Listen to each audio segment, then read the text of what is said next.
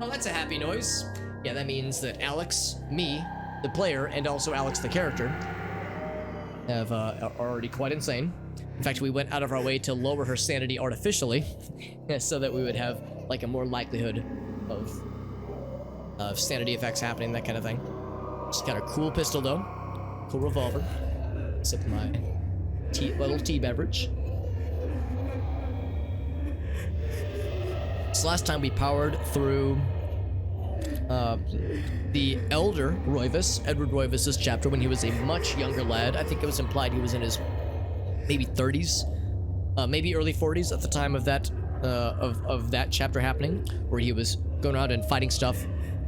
And then we of course saw the flash forward in the presumably hours or maybe days before the police were indicated to his passing. We saw the moths that took him out. And of course, he was much younger in that particular instance when we saw that cutscene. I don't think we have anything new in our inventory necessarily. We, of course, have the essence of Mantrok. That's kind of a big one. We have the shotgun we found in the basement. We have the stethoscope, or I'm sorry, we need a stethoscope to get into the safe in the basement. There's still the mystery of the top floor old servants' quarters. Still don't know about that. There's a couple of other kind of odds and ends. We don't have anything immediately. Okay, I should probably begin the recording. We don't have anything immediately, like obvious as far as things to attack next. As far as like next big things to go for. But I think something will probably present itself fairly soon. Also, feel free to let me know if there is an audio delay with like the flapping of my lips and when you hear the noises coming out of my mouth. I know there is a delay between what I'm doing, like what I'm talking about and like on the what I'm reacting to on stream versus what happens in game. Like if I pause 3, 2, 1, bam, it's like a 1.5 second delay on your guys' end. So if that's distracting, let me know and I can address it. What's up, Mr. D-Man? Oh shit, we have some buddies.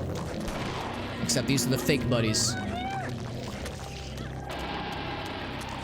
Let's attack them with melee weapons. So these zombies don't actually exist. They go away after a single hit. But they are annoying. Of course, I had my pistol equipped at that moment. So I wasted a good bullet on that shit. Also, there goes a flying book.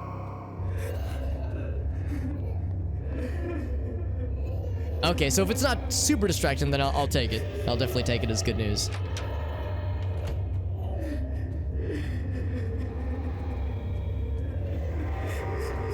So I'm trying to think. I know last time... I think I know what's supposed to happen, but I don't know what I have to do to make it happen. Let's see, last time... Was it the piano? I think the piano was what led to... 2 chapters ago. Should we play the piano? Sure. Yeah, nothing else happens after we play it the second time. So that's not it. But I was thinking, I think D-Man knows what I'm thinking is supposed to happen. Let's go to the basement, actually. Oh, let me just shoot for no reason. Very good, waste more bullets. Good job, Alex. Oh, no, it's okay, D-Man. Doesn't seem too bad. That's good. Thank you for the update on that, because yeah, that is reassuring. That is something I do worry about. I think we'll probably do... I know where the stethoscope is, and I know how we get to it. I don't know is how we get the object, the utility that lets us get into the basement. Or get into the area that has the stethoscope. So we have this guy. That's not gonna happen until later. Stairs.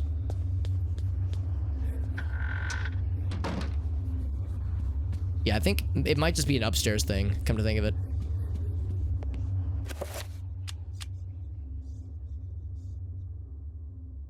Oh, wait a second. Yeah, this is it. We got this at the end of that chapter. Oh, I'm an idiot. Okay, I forgot about this. I thought that was from the previous chapter. I remember now. So yeah, we do have to go to the basement. I was right the first time. Delay in the game sounds. Yeah, it's like I would hope that there shouldn't be a delay between like the game's visual and the game's audio. Like if I smack the wall right here, like that, the clang should be about on point, like that kind of thing. Like hopefully that's pretty much in sync. If that is delayed, I can alter it though. Let's go ahead and reload our revolver because we've been shooting unnecessarily. Okay, there we go. So I want to still have it equipped. But yeah, but the note that we got last time, I forgot about this. We got this at the end of Edward's chapter that we just nailed last time. He says he left us a surprise when things go awry. It's his favorite tipple, which is a word I don't remember. I'm guessing it means a sipping beverage, that kind of thing. The sound. Oh, so there is a. Oh shit, that's not good. Okay, well in that case, let's try to fix it. It's good. Okay, cool. Thank you, D-Man. Yeah, thank you for confirming. So that means that whatever delays that I saw when I first noticed this problem, rather when I first just set this all up, those delays have reintroduced themselves. But thankfully we can just re-add the old artificial fixes, and that just kind of makes it all line up. Okay, cool. Thank you guys. So yes, we found a cool pickaxe. This is the key to a few things. So this is Edward's port. One of his many eccentricities, his taste for port went hand in hand with his appetite for knowledge. Yes, his quests were fueled by this little cache of sorts. So sometimes you need a basement full of the booze in order to fuel your late night knowledge parties, the knowledge quests. Oh, I'm dead. Just fucking pass out dead. It's such a weird sanity effect. It's not like they even touch her. It's like we just fall over from like a heart attack or something. Maybe that's the implication. Hold my beer. Yes, all of it. All several barrels.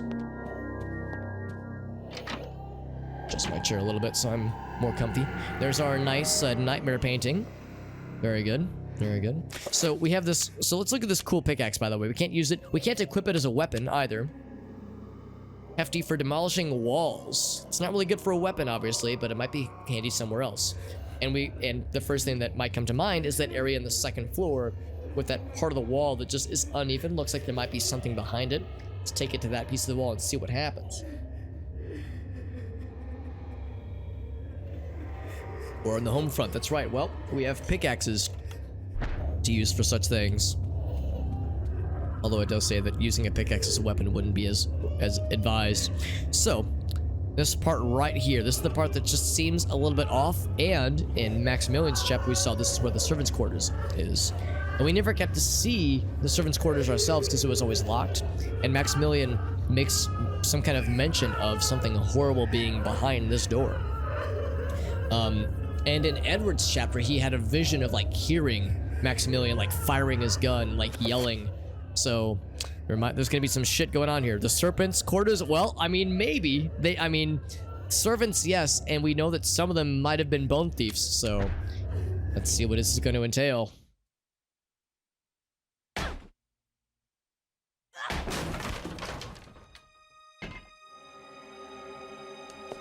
The serpents, the worst thing of all.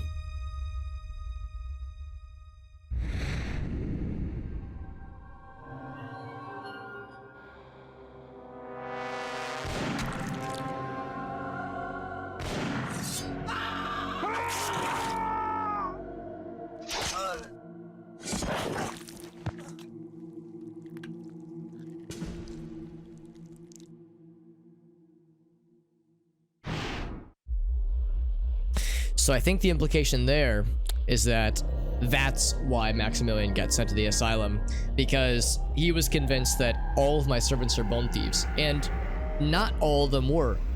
A number of them were, but not all of them were. So I think the implication there is that those were, at least some of them might have been innocent people that he, murdered. And yeah, so this room was just kind of, sealed up. Nothing was cleaned up. I mean, the idea that the blood on the wall hasn't gone away after literally hundreds of years is a bit much, maybe. It's on the like the bed still too. Not sure how realistic that is. If a room is perfectly preserved, or sealed away at least, would that prevent something like that from what's the word? From deteriorating at all? Hard to say. We can't investigate any of this or like get any additional info. There is, of course, a rune on the ground. Eagle-eyed viewers will note that this is a barrier that we cannot break through. However, we have a spell to deal with this. It's going to be Dispel Magic. Looks like it's actually red magic, I think. And I go over here to see... yeah, I think it's red magic. I think it's Chaturga, so let's hit it with the blue. To dispel it. There we go. You don't typically have glowing runes in the rooms where you murder your servants, El Gaso. Hey, what's up, Arctic? Thank you for making my butt moist. Thank you for moistening my butt, Arctic. Is that a quote? No, let's make it a quote.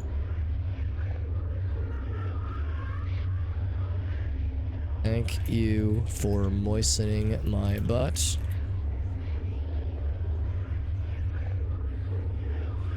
There we go. Thank you for that, Arctic. 6 glowing runes. Oh, you have 6, so it's a 6-point, like, barrier effect. Very good. It's too few. Yeah, it is actually kind of odd that it's only 3 runes, because the, by this point, we have the 7-point rune, for casting 7-point spells. So it is a little bit weird that, yeah, it's giving us the bare minimum. Because by this point in the game, you would have had to have, you couldn't have progressed to this far without the 5 or 7-point, rune circles or power circles. Always down to spray on my butt. Thank you, Arctic. A friend in need of butt moistening is a friend indeed. So we found a stethoscope, accidentally dropped into a pile of ash, maybe. There's also a few other things. There's our stethoscope. There is also a scrap of paper amidst the bones and ashes. The implication that after Maximilian killed his servants in this room, that he put their corpses together in the center and burned them. The remains of 3 people, which is a little bit odd because there are 4 beds, and we saw him kill 3 people for sure. The other person he kind of slashed at, we didn't see them die, but I mean they got wounded for sure. Some butt moistening, very good. Was this the duty he had hinted at? Had he suspected that his servants were not human? What happened to the 4th person? Alright, so that being said... Oh, I should save. Save early, save often. We all know it. We all say it to ourselves, and I'm saying it to myself now.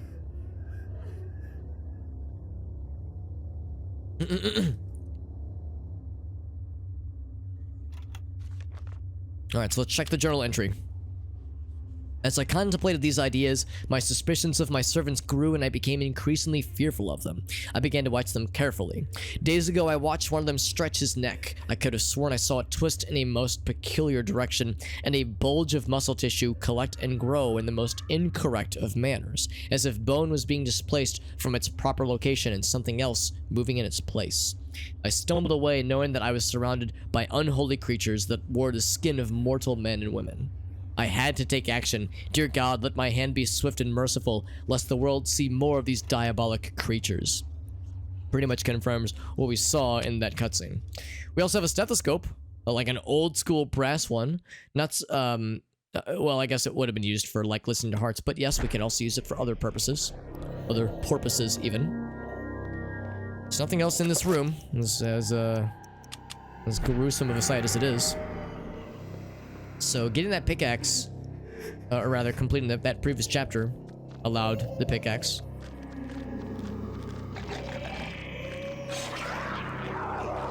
Oh, we have actual monsters, by the way. I was like, oh, this is a sanity effect. Nope, these are actual things. It's a little bit awkward because I can't see what I'm shooting at.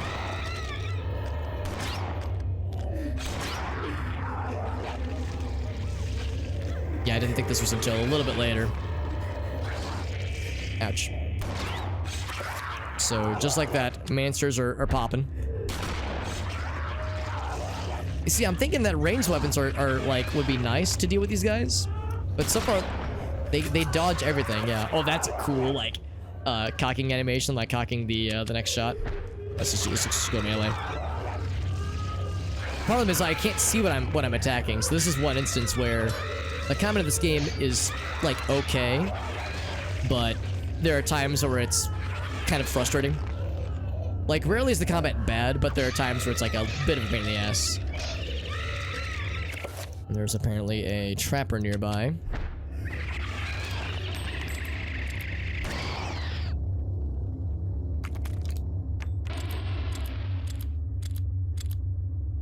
To prepare for. No, I wasn't thinking it. I thought that was going to happen, not this chapter, but, or not this point, but after this next chapter. So I knew it'd be happening fairly soon. Let's go ahead and reload this as well. I like how she fires once and then, like, the one-handed, I'm not sure what it's called, like pumping the next shot in. It's not, you don't cock a shotgun, but I don't know. Whatever that motion is called, where you rearm the pump. Is it clear that I don't know shit about firearms? I don't know shit about guns. I mean, I play a lot of video games, but that's about it. It's the extent of my firearm knowledge. Let's go ahead and do a 6 or a 7 rather on health. Magic attack would work. Yeah. It's like if I would have known it was coming, and if I could have seen the thing, because there's no way to obviously to swivel the cameras around in this game. So it's at least not in this part of the game. So like firing blind can only do so much. Every room is yeah. I'm pretty sure by this point, once you see monsters once, they are everywhere. So go and save. We need to get back down to the basement because that's where the safe lies, and the safe has something in there for us. Get some monsters. These guys are still easy to bring down.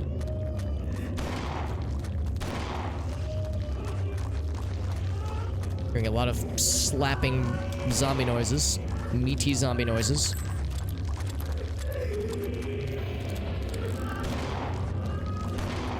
Thinking I'll probably get more ammo, but maybe, I don't know, maybe I should be super conservative. I always feel like I never use ranged ammo.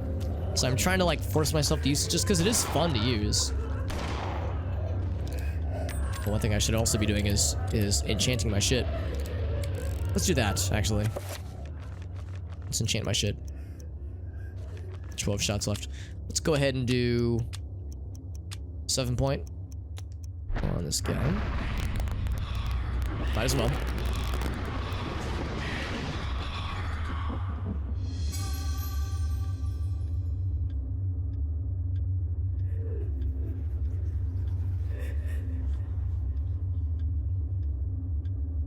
Balcony overlooking the pews for the bone thieves in the large area. I don't think you get the magic attack until the end of Peter Jacobs' chapter though, don't you? Because the spell scroll for it is on the wall like a few rooms before the final boss. So I think you would have it in New Game Plus. But yeah, for a fresh save, I don't think you would get that until much later. Do a quick save before we go into this scary room.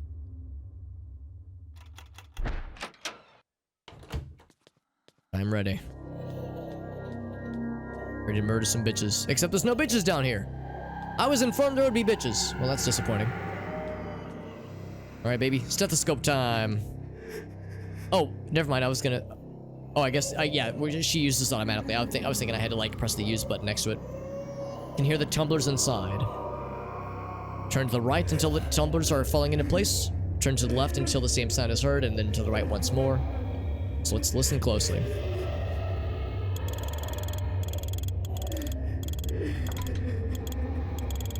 I heard it. Maybe I shouldn't have gone so fast, though.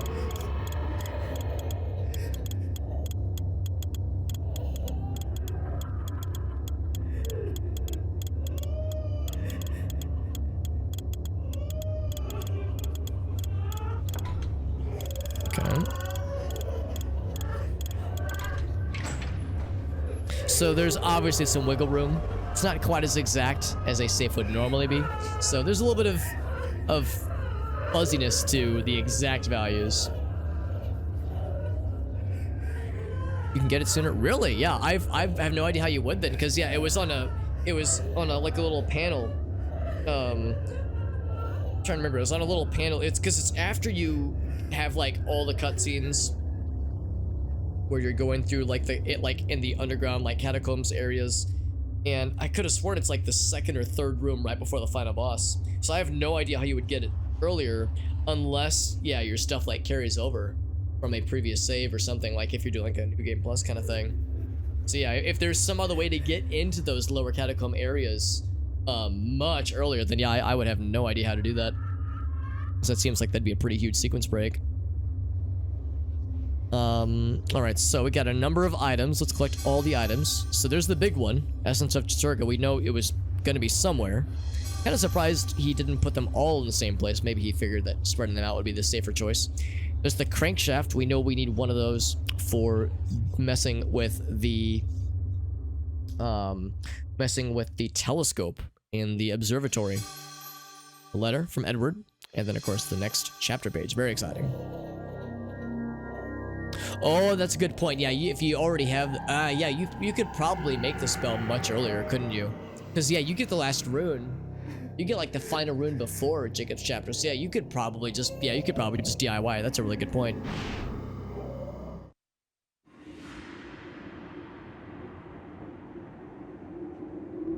Like it's, what is it, project area or something? A storm approaches, Augustus. A storm of metal and fire. And a sounds like a torrent pretty of cool souls concert. along with it. Young and vibrant. Yes, I have seen it coming. A worthy sacrifice, I am sure, and one that will allow the greater guardian that resides below to finish its channeling.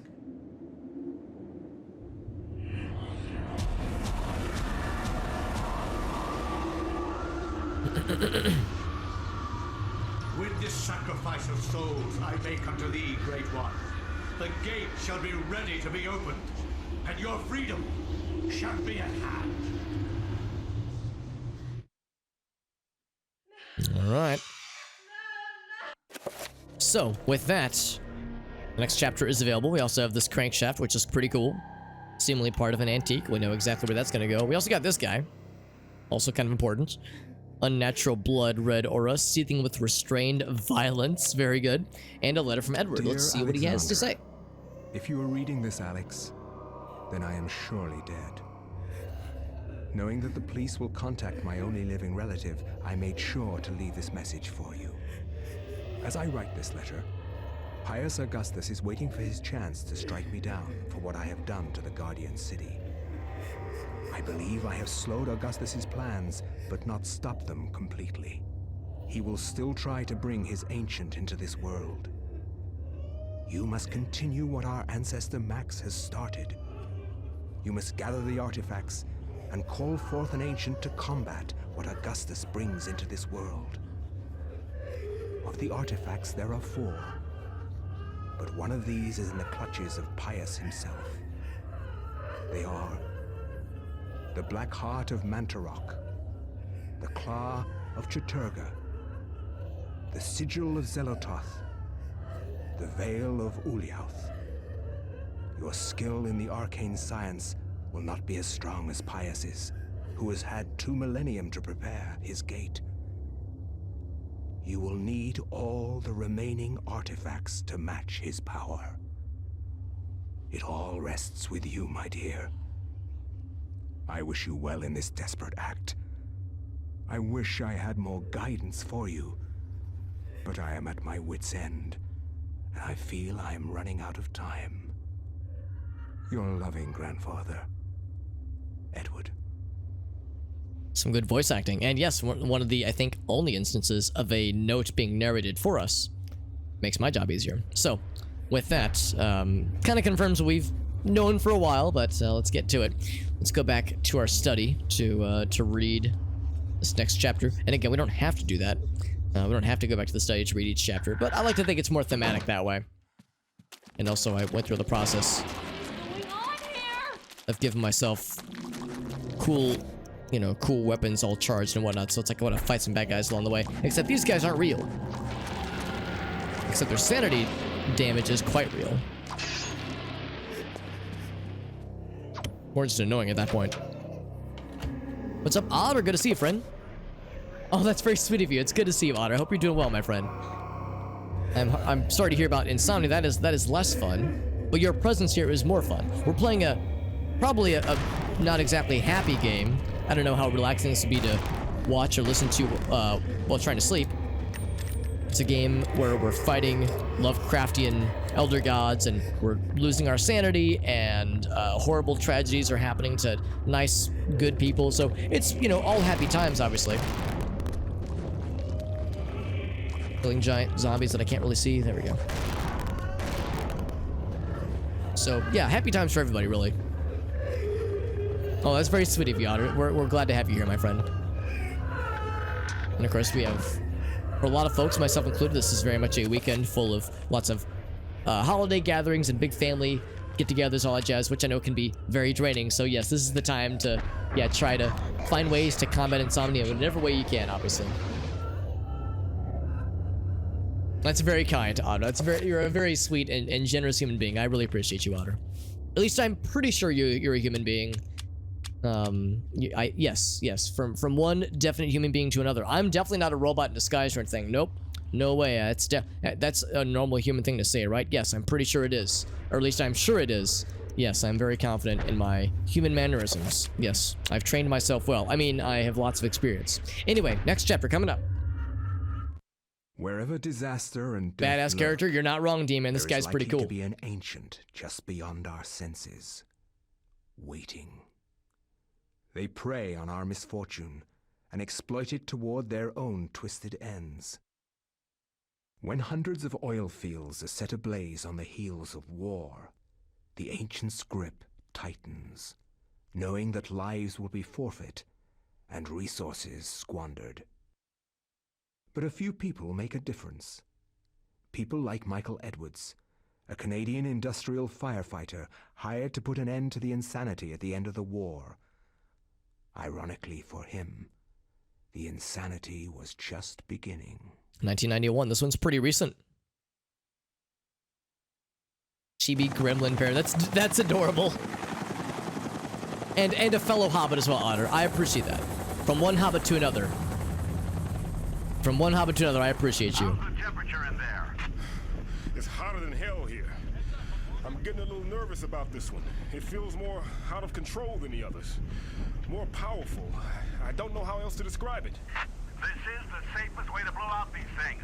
You've done this enough to know that. It's by the numbers. It's all good. Just relax. The silicone cloth and the water spray are there, so you're probably right. We've got 500 pounds of 80% nitroglycerin grade dynamite all in place. We're good to go. Edwards, you can pull your team back now. Get your team to a safe distance and we'll try to kill the fire. Sure thing. Coming back now. We're getting a pressure increase at the well cap. It's gonna tear itself apart. Hurry! Get your team out of...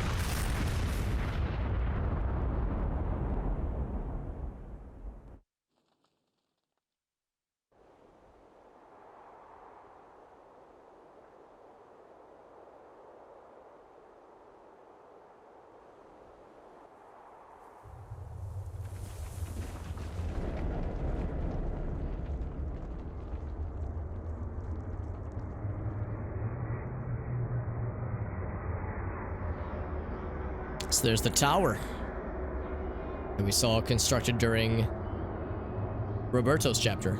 Roberto? I think that was his name. Antonio? I'm sorry, I can't remember his name. The architect.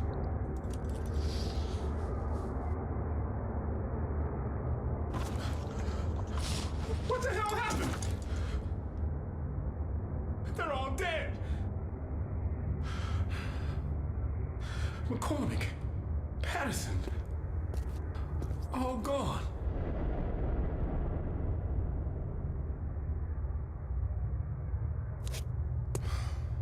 Looks like they've been buried alive under tons of concrete.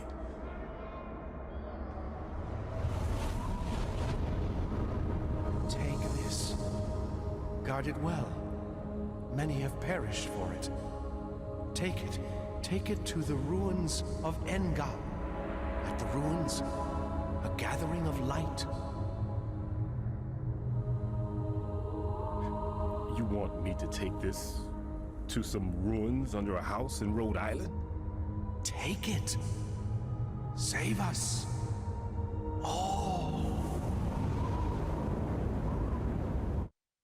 All right, no pressure. Maybe I'm not human. Yeah. Or yes, or humanoid. Yeah, because that's the thing. Yeah, humans or hobbits, or I guess halflings, technically are separate from humans. That's a fair point, though. Yeah. Yeah, time to chill on the couch. Oh, a kitty cat. That sounds wonderful. That sounds really sweet. In my experience, a good cuddly kitty cat when like in some kind of couch or bed scenario is always a good time. Unless you're allergic like I am, at which point, you know, yeah, certain measures have to be taken, but otherwise it's a nice time. All right, so Michael Edwards, I think was his name. So that is the hero for this chapter, and right from the get-go, we're getting Uliath's essence. So this is going to be the final ancient elder god essence that we'll be getting. And he is smartly not touching it directly. We all know what happened to Augustus, to Pius, rather, at the beginning of his chapter. So everyone since then has been wise to cover it with some kind of cloth.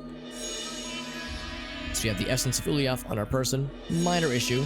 And we have the other effigies we found along the way, which is pretty gosh darn nifty. Yeah, the previous guy was Roberto. But yeah, this guy's pretty cool, though. He's got a lot of cool stuff. For one thing, he's got a flashlight on his person, which is really nifty. And it's a flashlight. Oh, there's a guy right there. It's a flashlight. Ooh, Freudian slip. It's a flashlight that you don't have to, like, equip separately. It's just attached to his person, which is super nifty. And we start with a melee weapon, which is nice. He's, like, pretty capable, like, pretty physically capable with the things that he has. Like, he's got, of course, he's a trained firefighter, so he's, like, got a pretty good amount of stamina, has a lot of health, not a lot of sanity or magic, but he's a very hearty gentleman, so he will, I think, do very nicely. Got these two bad boys.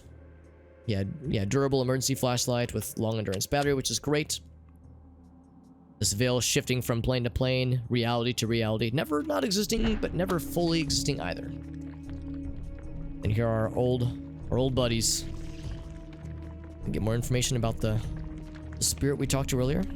Oh, look at that. We went back into crouch mode, crouch stance, which means the zombinos are walking amongst us once again. Chop off his entire torso.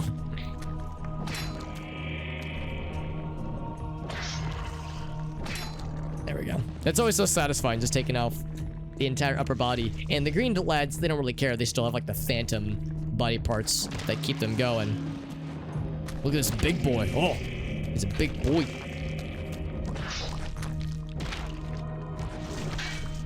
It's interesting, when a zombie is bigger, they're not just bigger in, like, in appearance, but they also have a lot more health and they're harder to take down.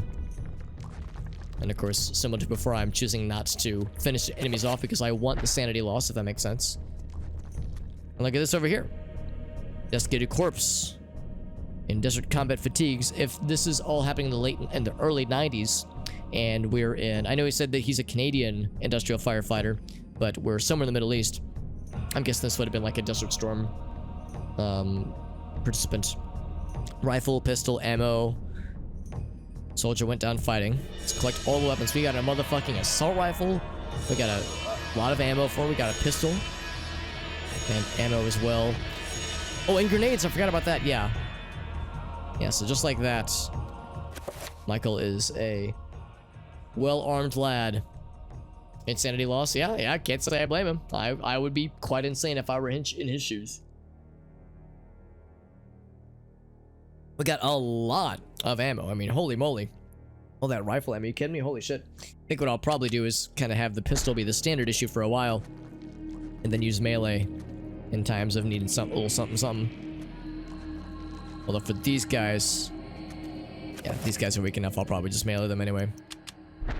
But yeah, there are some enemies that are pretty hard to deal with a melee weapon, so I'm going to try to save the assault rifle ammo for when it's especially appropriate. Get him out of there. All right, anything else out here? There's a door this way. Oh, this area is gated off. Anything else in this room? Insanity would be understandable. Yeah, I would say for pretty much any protagonists in this game, or even side characters and such, yeah, I think having a little bit of insanity and or just general trauma is pretty understandable. What about like some of the servants that were not bone thieves in Edward and Maximilian's chapter that survived the ordeals of their chapter? Like, for instance, the servants that we rescued in Edward's chapter. I wonder like what they went on to do. Is he gonna attack that thing to like summon a friend? Because that's one thing they can do. They can attack. Yeah, watch this. He's gonna attack that guy and use the like power that he sapped from that zombie to summon a new friend or power himself up. But yeah, probably summon a friend. Let's do this. Let's equip our assault rifle and let's go into, yeah, triple shot mode or a full clip. Oh god, that's intense. Nah, probably just triple shot. But yeah, just like the servants that like got attacked by the monsters in Edward's chapter and lived because Edward rescued them. Presumably they would go on to lead relatively ordinary lives, but man, the trauma of being attacked by a fucking demon like that, man, it's hard to come back from. I don't want to get too close to this guy, so I'm just gonna pop him.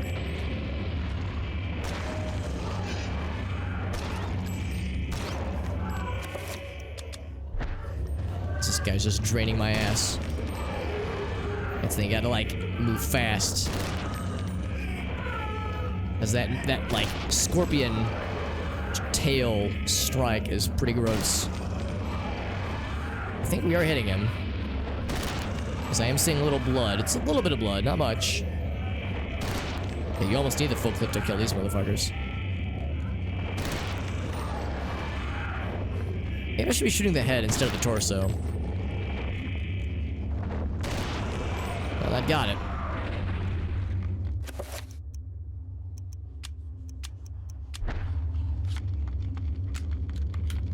There we go. Oh, it's a 5-round. Oh, okay. I was gonna say I don't want to waste an entire clip. Yeah, that's a little bit extreme. Do a quick heal. Oh, we don't have the tome, right? We can't heal anything right now. Yeah. I'm so spoiled having the tome at all times.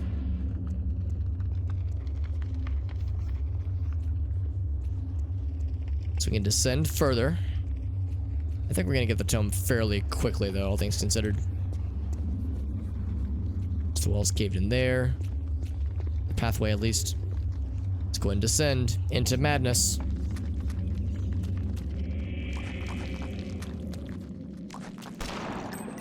Oh. Yeah, shoot them in the head. That drops them instantly.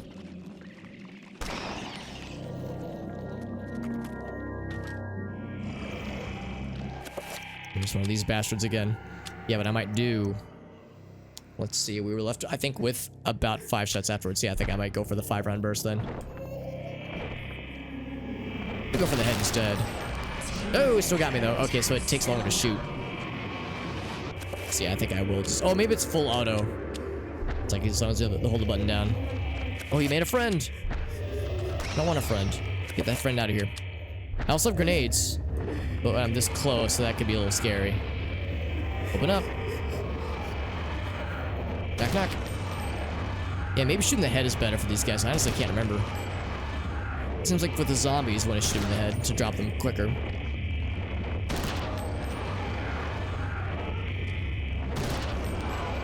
It's one.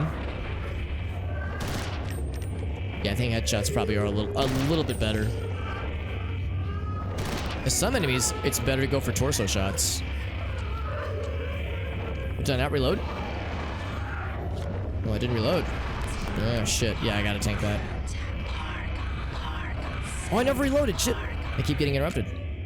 It's draining a lot of my health. Oh, he summoned a horror. That's the opposite of good.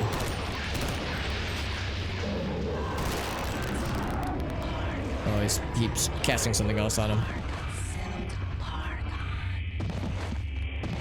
This is the opposite of good. I think he sanity'd me to death. Brutal.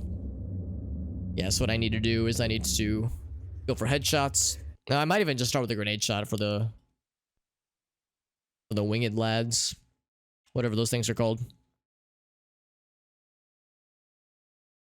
Go for the head. Yeah, I can't remember what it was. There was some kind of instance we were fighting something, and I shot them in the head and they didn't give a shit. Then I shot them in the torso and they went down instantly. So some enemies seemed to do better with torso shots, but now I'm questioning what I was fighting because I can't remember what it was. I thought it was a one of the zombies, but then we just shot another zombie in the head and they once again went down instantly. The green ones at least. Of course the green ones are significantly weaker. Maybe it was like the red or the blue guys. But the good news we didn't lose much progress. I can just skip over the cutscene, I'm pretty sure. Wherever disaster and death lurk, there is likely to be an ancient just Well, I said beyond that. our I can't skip it right now, at least. Maybe waiting. once the cutscene begins in earnest. They prey on our misfortune. I mean, I and don't exploit it dislike toward this their cutscene, so I'm own not opposed to twisted watching it again. ends. When hundreds Just don't of go in there oil first. fields Well, are that's the set thing too. I think ablaze we're. on the I heels think of we get war, the tome the a ancient little bit later script on. tightens, So yeah, knowing going that in there lives will early can be forfeit dangerous. and resources squandered. But a few people make a difference. People like Michael Edwards, a Canadian Edwards, that's his last industrial name. firefighter hired to put an end to the insanity at the end of the war. Ironically for him, the insanity was just beginning.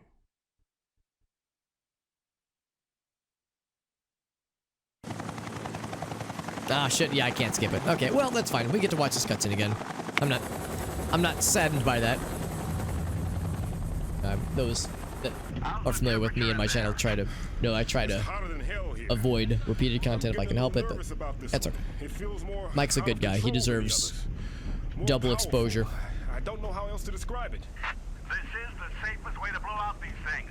You've done this enough to know that. It's by the numbers. It's all good. You've done this enough to know that. Yeah, nothing bad's gonna happen, right? Cloth and the water spray are there, so you're probably right. So I'm guessing those two We got people 500 right there are the pounds of two 8% individuals we see at the very beginning that dynamite all in place. do not make it We're out. good to go.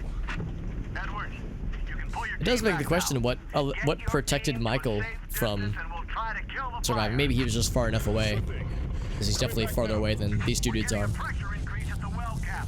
It's gonna tear itself apart. Hurry! Get your team out of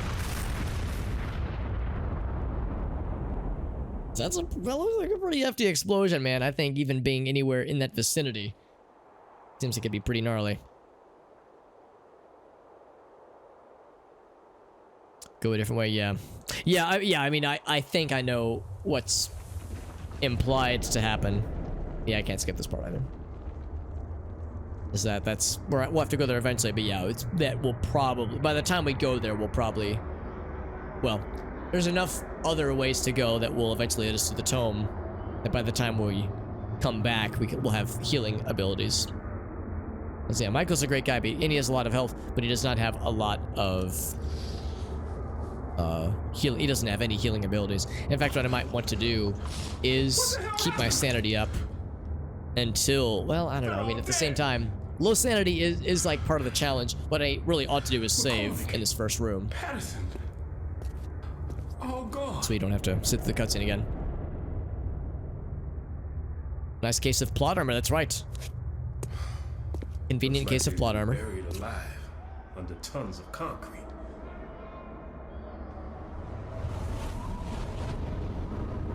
Take this. Guard it well. Many have perished for it. Take it. Take it to the ruins of Engal. At the ruins, a gathering of light. You want me to take this to some ruins under a house in Rhode Island? Take it. I'm guessing Save us. when we see those visions are what Michael sees as well. Or something along those lines. Okay. Swing. So let's get this equipped and this guy. Let's go ahead and save first and foremost. Oh, I can't save right now because there's monsters. So I'm just gonna run and chop their heads off. Whack. These guys too. Well, get all of them. Get their asses. Your ass. Give it to me. Alright, this guy. Yeah, this guy's an extra beefy boy. He takes several hits. Even just to go down the first time.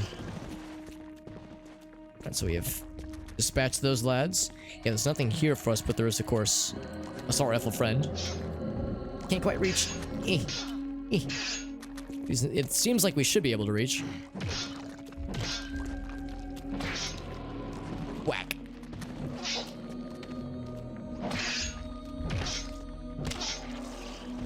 like sometimes with just a regular hit, you'll see like a little chunk of meat fall off of them. Off of regular zombies that you're fighting. Collect the weapons. I would be willing to bet that most people would say, yes, I will collect the weapons. Maybe speedrunners wouldn't bother with them, but they're just so effective. Still can't save.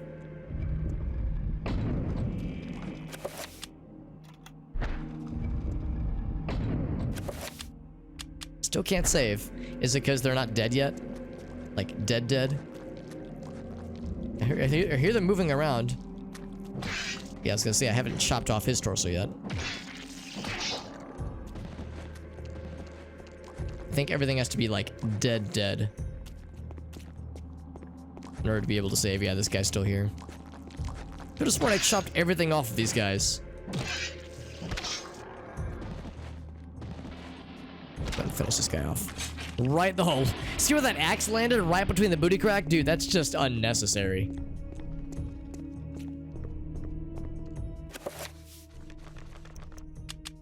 This guy, and yeah, let's go for triple fire. Now I can save. Perfect. Now we're cooking with gas. What's up, Luna Waffles? Washington, D.C. Seemingly, I don't know about that. I don't think Washington, D.C. has this many underground temples filled with zombies, but I mean, I guess I've never, well, that's not true. I have been to DC a number of times, but it's been many moons since I've gotten to attend MagFest. I'm gonna shoot this guy. Yeah, these guys were a good example. Like, those guys, headshots hardly phase them, but body shots seem to do pretty good. So some zombies, oh, I thought he was gonna shield up again. So some zombies care more about headshots than others. Show yourself.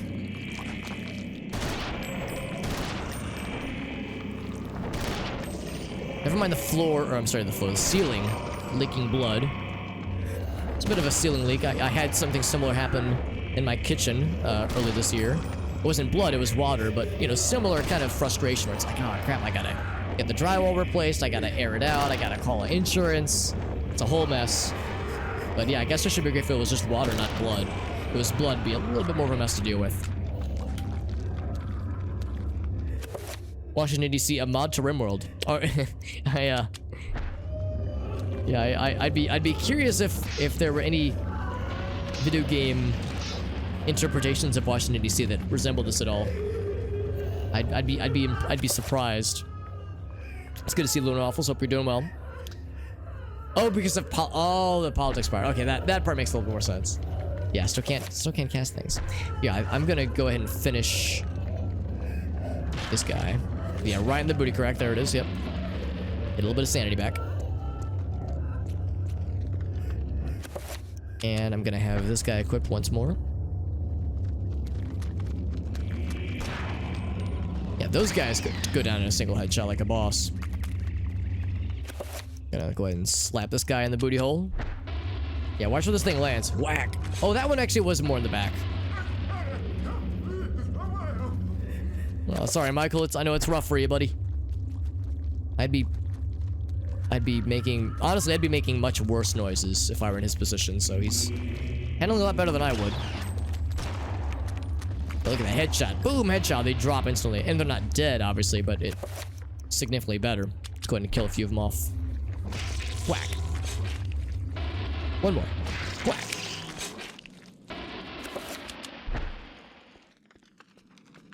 Let's check this one. Oh, let's save first, though.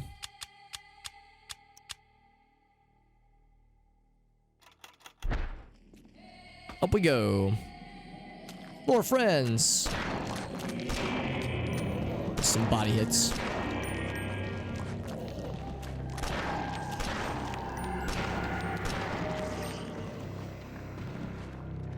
And what's this?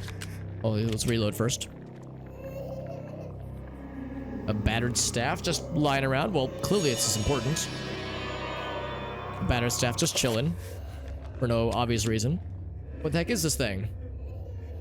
Made from hardwood. Oh, I thought it was metal. This finish is dented and cracked. One end of the staff is bare wood. Maybe something was there. attached to it even. Also, don't have a ton of pistol ammo. I don't know if we even find more pistol ammo, so maybe I should... It's about a clip's worth, right? Yeah. Maybe I should start to kind of go light on pistol usage. Back to the axe for a bit. So I think the lore with this level is, you don't get much ammo beyond that first blob. It's a good blob. But it can only do so much. Oh, more friends. Oh, I can't attack. Oh boy, this is awkward. Oof.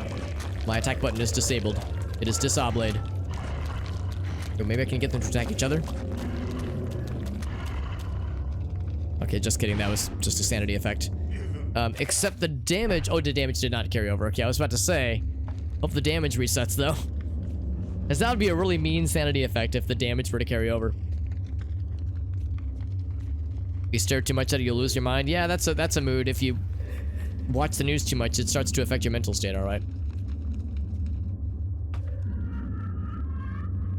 And there's no way, or at least no legal way for me to plunge an axe into the corpse of something to regain sanity.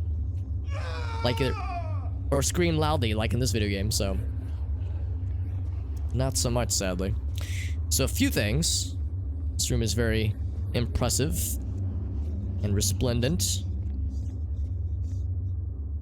Depression lies on the floor. Maybe something can be placed there. Maybe. And what this do? Model is made from clay. It's like a scale replica of the area. Some of the buildings have reflective glaze upon them. Very good, very good. Anything else around here? Okay, so maybe I was mistaken. I was thinking we would get the tome more sooner than this. I think what we'll need to do is go back to that one big scary room. And be a little bit wiser about how we approach it. We have more health and we have sanity this time. And we, of course, have the knowledge of what lays beyond.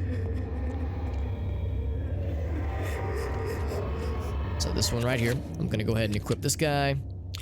And what I might even do, maybe, is have grenades at the ready. We'll see. Let's go ahead and save. A depression hole, yes, my favorite. Immerse themselves, yeah. Oh yeah, I know the type, Lunar Waffles. It's a lot to manage. A lot to imagine, rather. Yeah, I'm gonna try the old grenade strat on these fools. Except not these freaking guys. These guys are harsh on my buzz. Oh, they're fake. Okay, I was gonna say. It's tricky because I want to get him while he's like reared up like that. Oh, wrong. I have the wrong thing equipped. Shit. Ah, shit. That splash damage fucks me up real bad.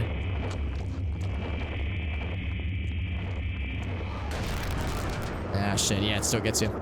So, it's tricky because you have to get them while they're exposed. I think if you shoot the grenade at them, it's a good thing I saved. I think if you shoot the grenade at them while they're shelled up, I don't think it does anything. So I think the strat is, yeah, don't use grenades on those guys. That's probably best to use against the horrors, the big, muscular, bulky boys, because those are much easier to like always damage. So we save early, save often.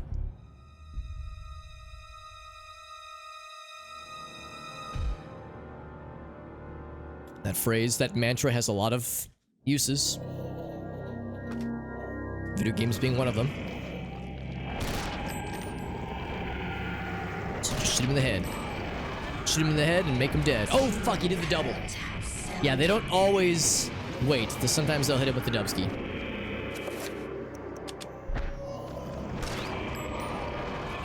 I was actually hoping to get that guy, but I can't target him. There we go. As the bigger guys take a higher priority. I'll grab this guy over here. I could just run back. I kind of want to be a gamer, though, and fight these fools. Kind of want to hit him with the Windows G on my keyboard and enter gaming mode. Yeah, fucking gamer mode. Like I said, look, this guy's all small. Okay, let's be over here. It's a little bit more comfy. A little more wiggle room, if you feel me. Can you feel me? Whoa. Oh, I hit him with the... I was thinking maybe I could get a sneaky one in there.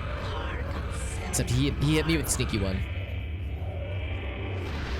Oh, it's fucking big boy. All right, you know what? That's fine. That's fine. I got a little treat for you, buddy.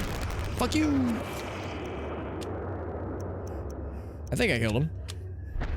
Let's reload real quick. Oh, why are you not dead? That's illegal. That's an illegal gamer move.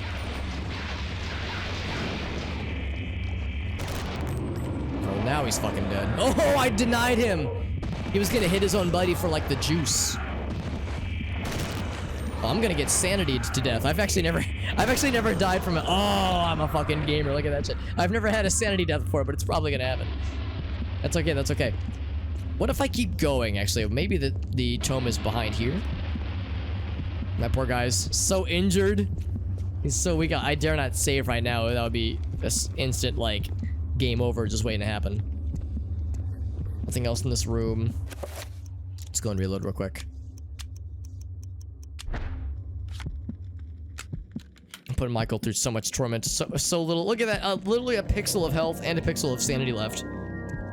Poor freaking guy, man. Congressional staffers are like, yeah. I mean, yeah, the staffers. I was thinking more like the politicians themselves, but yeah, the staffers who like work with senators and representatives. It's a lot. And we're dead, yeah. So yeah, sanity to death. Yeah, so that does indeed show that yes, you can die from a sanity hit. Which is absolutely wild, but not terribly surprising. Yeah, I got fucking ganked. They hit me with the laser eyes, man. That's what it was. The equivalent of laser eyes getting you from across the room. It's like in Pokemon, moves like Glare and Mean Look. Those moves don't do damage, but they cause ailments. It's like an extreme version of that. What's the Pokemon move equivalent of like flipping somebody off or mooning them? Or sending them a dick pic. I'm sure there's a move. There's like a word for it.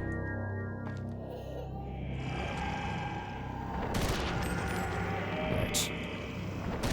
I just have to play this carefully. Or I could do a D-man, so I just grab it and go. But oh, fuck! Didn't I say I wasn't gonna fall for this? And the good news is I actually kind of prefer that he's summoned it closer. Then I can just pop him, and lock him. Thankfully, he can't hit his own homie to, like, get a hit of his own juice, so to speak. It's like they have to hit something closer to being organic in order to get a summon off of something else. That's one.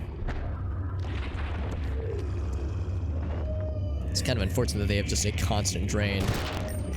It's also kind of unfortunate I can't finish his buddy off while he's standing over like that.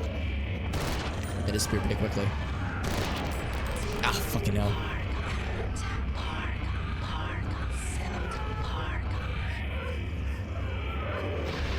Big boy. It's a bummer that they like to summon their own, like, they like to summon the extra big friends. I wish that they wouldn't.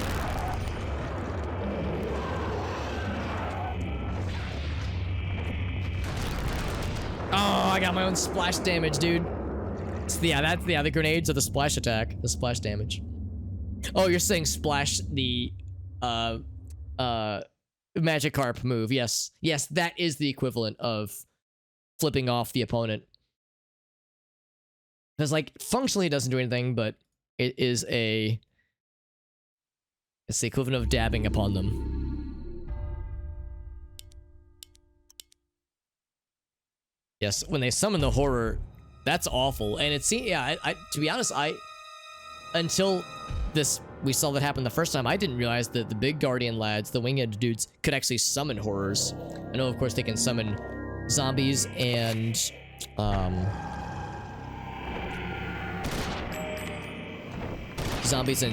trappers. I haven't hit them once. I think I've missed all those times somehow. And the window is so tight. There we go. There's a hit.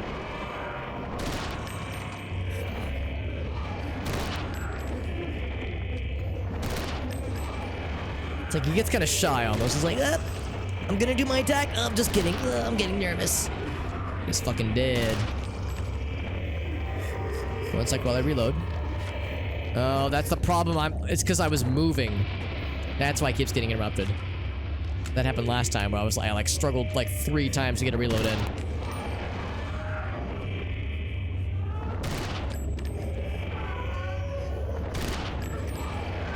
Yes, that's the strategy. Just not let him get a cast on you. We can manage it. And make sure he like puts his wings down fully. There we go. So I'm gonna get a quick finish on this fool.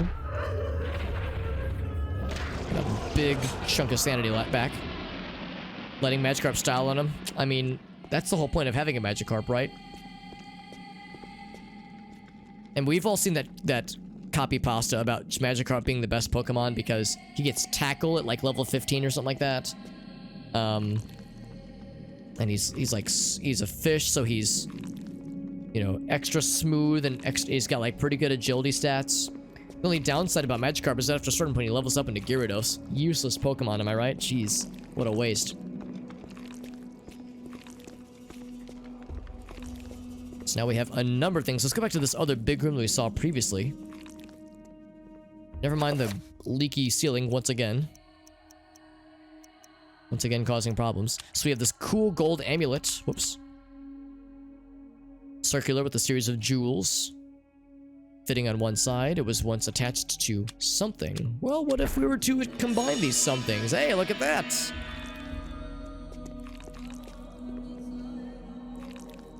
And here's this thing. Maybe something could be placed there. Wouldn't that just be nifty? We have our cool staff, our hardwood staff.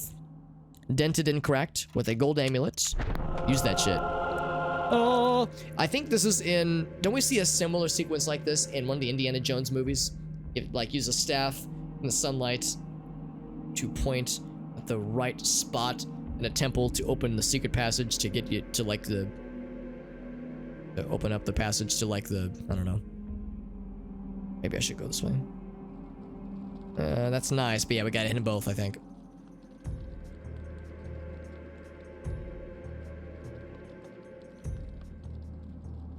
It's a little bit hard to see with like the depth perception of like what it's doing.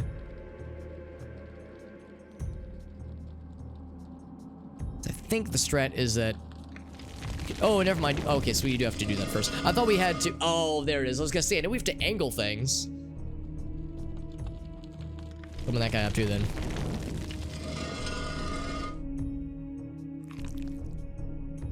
Or leaky ceiling. There we go. Indiana Jones, and that's right, Farfnugan. It's good to see you, buddy. Puzzles in my video game. Bleh. Gross. Opens up this little bad boy, and there's the squiggly motion we were hoping to see. We'll have more magic available to us soon. And look at this. All the statues, with the exception of Pius's, are filled. So would you look at there? As we expected, the final one was indeed for Edward. So that implies that if we take this all the way to its completion, that Micah will survive this experience, which makes sense because Roberto was saying, hey man, could you take this over to the Roivas family? He entrusted him with Ulyath's essence.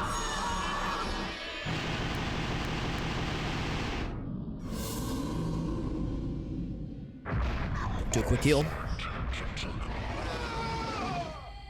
I'm sorry, I didn't mean to scare you, buddy. One more. He said, ah! So let's see, we have the way to go this way. There's also a path behind the room where we found the amulet. Yeah, let's go and see what's behind this way. I hear little dudes.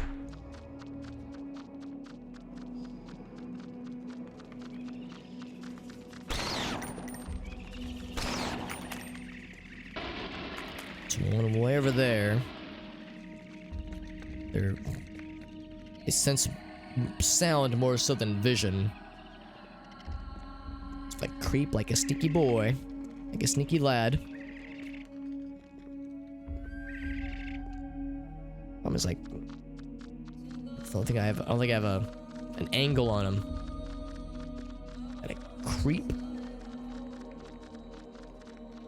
around, then drop on this fool.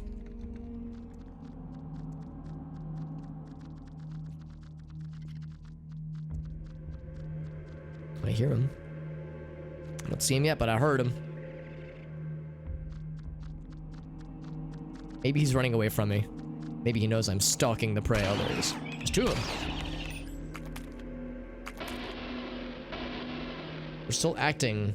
Oh, never mind. I was gonna say for whenever the character is like hunched over like that, it's like, oh, there's probably still things, but nope, no things remaining. In fact, let's go ahead. Guess we could do a little bit more with pistol times. I don't have a ton of magic, so I'm just gonna do a minor 3-point enhancement.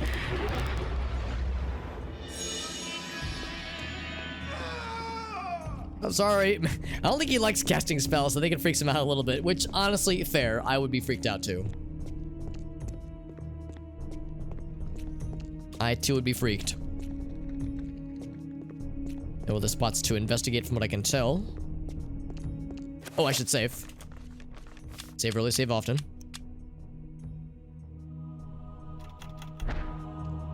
Up we go. A friend! Let's throw a grenade launcher at him. That's what friends are for. Fuck you. Oh, wrong weapon. Whoops, sorry. Sorry, I shot you in the face. That's what I wanted to do. And with one of those, I'm gonna hit him with a few of these. Oh, there's multiple friends. Excuse me, sir. I think all of your heads are gone. There we go. The controls are reversed for a second there. Rude. You know what? Since you're gonna be a dick about it, I'm gonna enhance this thing too. You're gonna be like that. It could have been cool, but instead I'm gonna make my grenades extra spicy. An extra dick squishing. It didn't instantly kill him, but it fucked him up real good. Think you're so cool? Now you're fucking dead.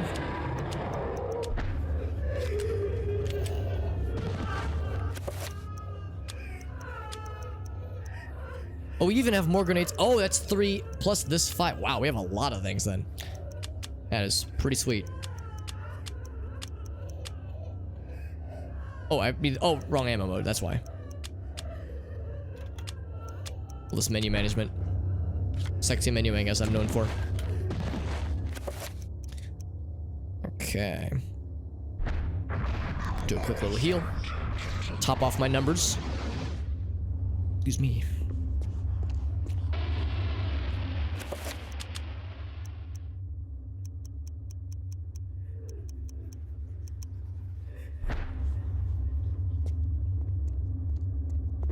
Some spears. I'm just looking for other things to like examine if there's other flavor text or just interesting things to look at, but since this chapter for the most part is pretty lacking on those types of things and is more focused on just fighting a bunch of shit and screaming loudly, which is a mood, as the kids would say. Let me think about this. Was there something I needed to go back for? Because we found the staff, we found the amulet, but I feel like I found a room, like a path in the same room we found the amulet, and then I turned back thinking that like, oh, we don't want to go there yet, but I'm worried I'm going the right way right now. I don't like going the right way just yet. Yeah, you know what? I'm gonna do some backtracking. Let's see if this is a complete waste of time. But I suspect that I might have missed something. The main thing I'm considering is that we have 2 effigies, and there is a third one. Spoiler alert, there is indeed a third one. I'll make sure we get that bad boy, and I don't remember precisely where it happens. I'll make sure I look for optional paths, because the effigies are not required. So it's an easy thing to miss, so you know what you're doing. So thankfully it's not a crazy amount of backtracking, it's a seemingly sane amount. I'm actually kind of surprised we haven't had any ridiculous effects yet. Other than the yelling and wailing and gnashing of teeth we're hearing. So this path right here. Yeah, I went down here last time and then got visioned to death. So I'm just gonna axe these fools. chop their fucking head off. Smack. Camera's doing some weird things though. I'm having a hard time seeing what I'm doing. The depth perception's a little bit strange because I'm having a hard time like seeing how far in I am.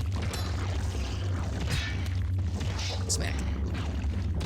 Well, I like how it gets stuck sometimes when you hit him with the head.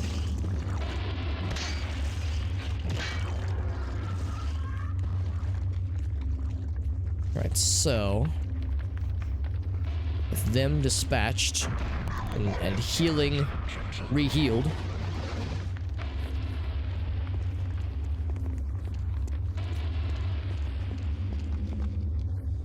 It's zoom in effect. Oh, here we go.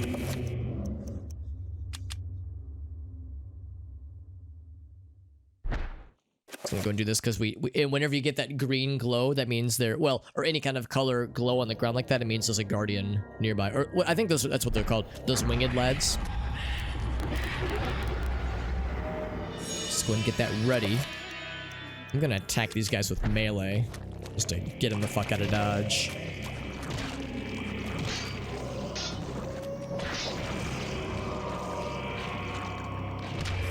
Oh, I don't want to hit him. I want to hit the other guy. Whoa, almost got me.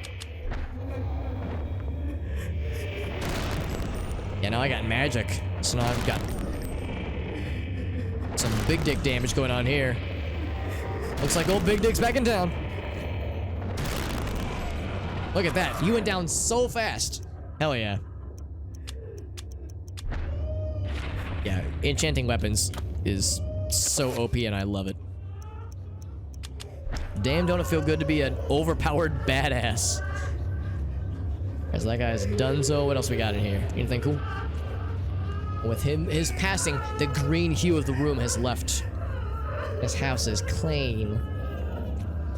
Cleansed of his menace. But yeah, there's no other things to examine. Understandably, Michael's probably a little bit shaken throughout all this stuff, and he's like, I don't really want to dwell on any of this. I just want to kill things and get the fuck out of Dodge, and who can blame him?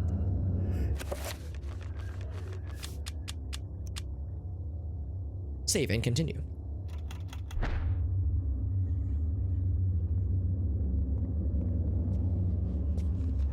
Here we go. Trying to figure out how ladders work.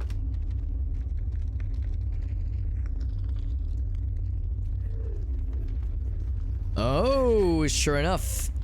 1, 2, 3. Okay, I think this is a 7-point spell. And it's a greenie. So let's hit it with the ready. So this is going to be Dispel Magic. We need to do... Actually, we have to create a new one, for that matter. So it'll be Dispel Area with 4 Paragons.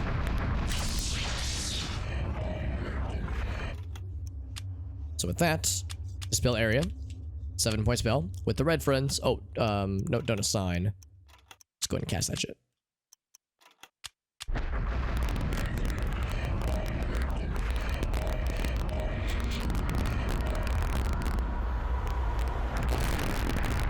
And there we go. Extra beefy and extra crunchy Dispel. And there it is. Final effigy.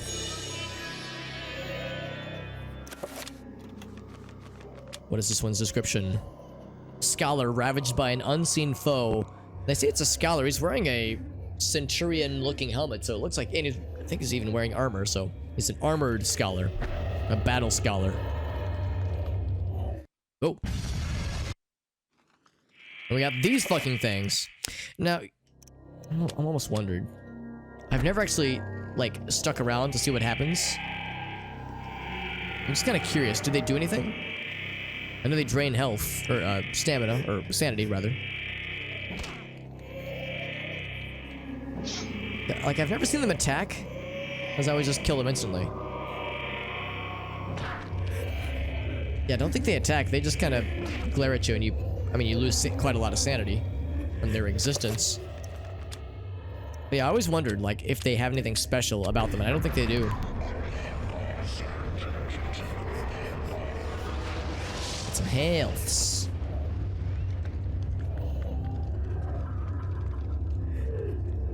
So we got that. Got a ladder leading up. And I think that ladder there is how we got here, I think? No, it's not. Okay, so it's not one big loop. Let's try this other ladder then. Because I was thinking this would be a dead end. And we just go back the way we came. But now I'm second guessing myself. Let's go ahead and save. Ooh, excuse me.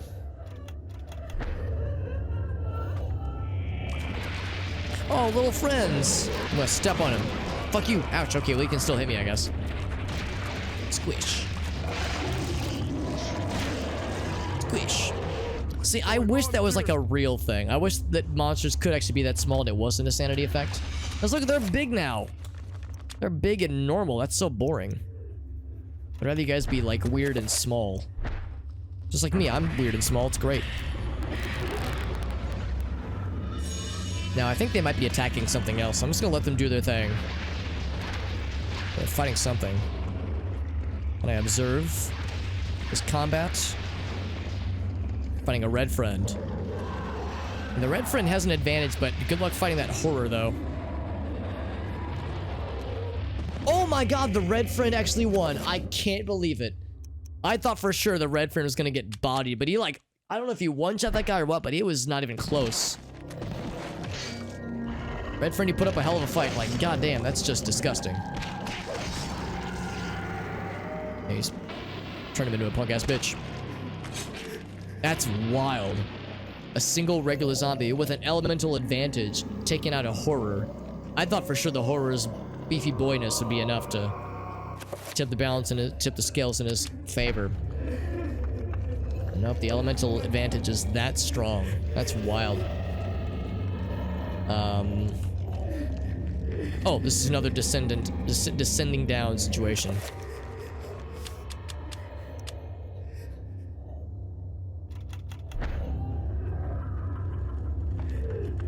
And then, of course, there's the other passage. The previous room. Am I getting big? Am I giant? Yeah, I turned big again. I mean, he's already a big dude. He's already a tall guy, but I was getting even taller. Yes, there's another ladder in the previous area. Oh, there's a green buddy, or a blue friend somewhere, actually. And there he is. Just gonna drop him with axe times.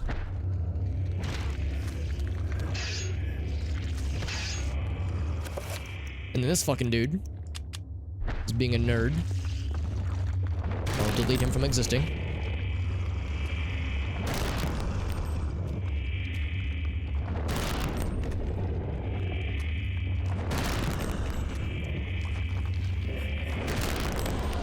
And he's out.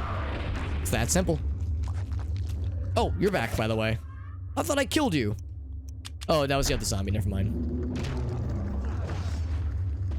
I'm gonna finish this guy off real quick just to get a little bit of a buffer of sanity. And heal myself. Healsies for realsies.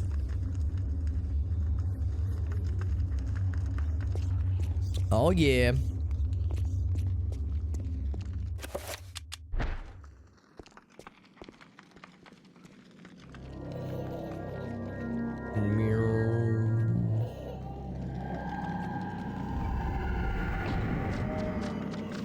Oh, no, I'm a zombie. Alright, can I fuck up the trappers? Of an alternate persuasion? Looks like I got. Well, we've already seen this sanity effect a number of times, so I can spoil it by saying, no, this is a sanity effect. But it probably means I can scout ahead, right? No, I can't go through that door. Put this door over here.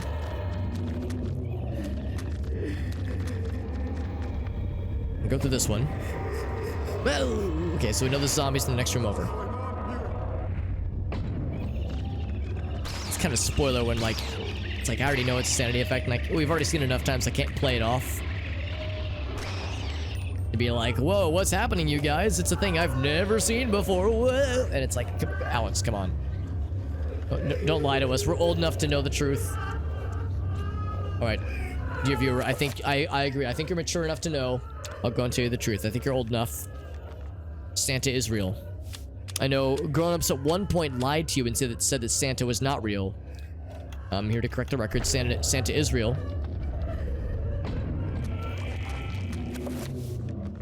The reason he hasn't visited in a while is because we're all naughty children. We all became naughty when we became grown-ups.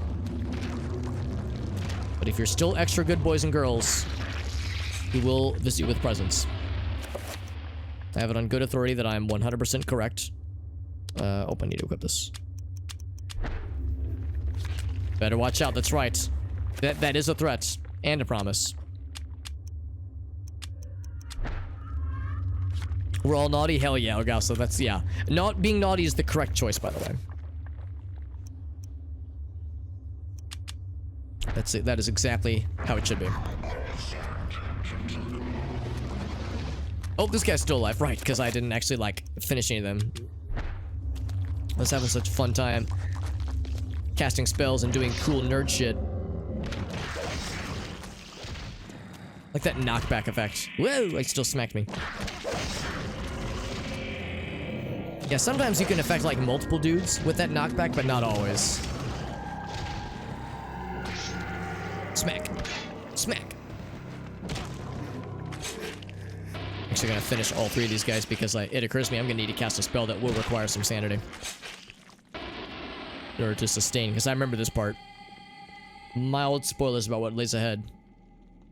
We have a strange obelisk blocking the way, but there's it and it's impervious to any kinds of damage. Clang.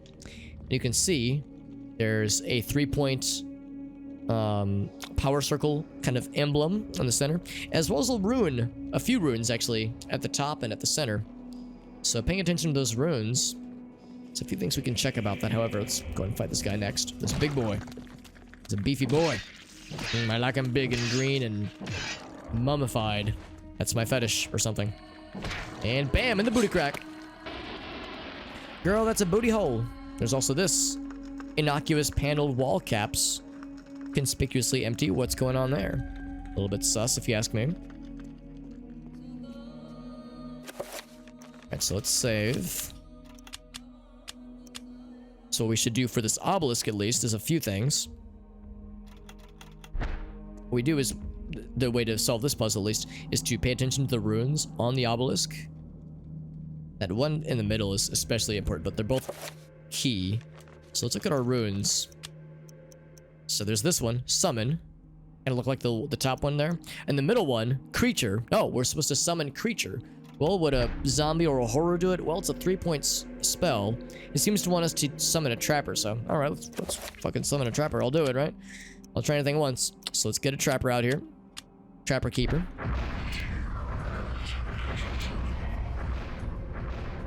So we birth a trapper with our loins. But then we go, okay, well, what's the trapper gonna do? Well, trappers can teleport things, just like how we teleported the corpse in Peter's chapter. Look at this. This is targetable. There it is. That's the solution. That's the salutation. So, what is our reward? Let's find out. More trappers. Our reward is to kill more things. To death. Here, at least one more.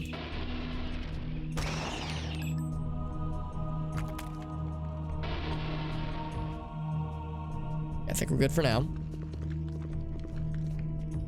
A lot of hallways lead to dead ends because everything is caved in and sad.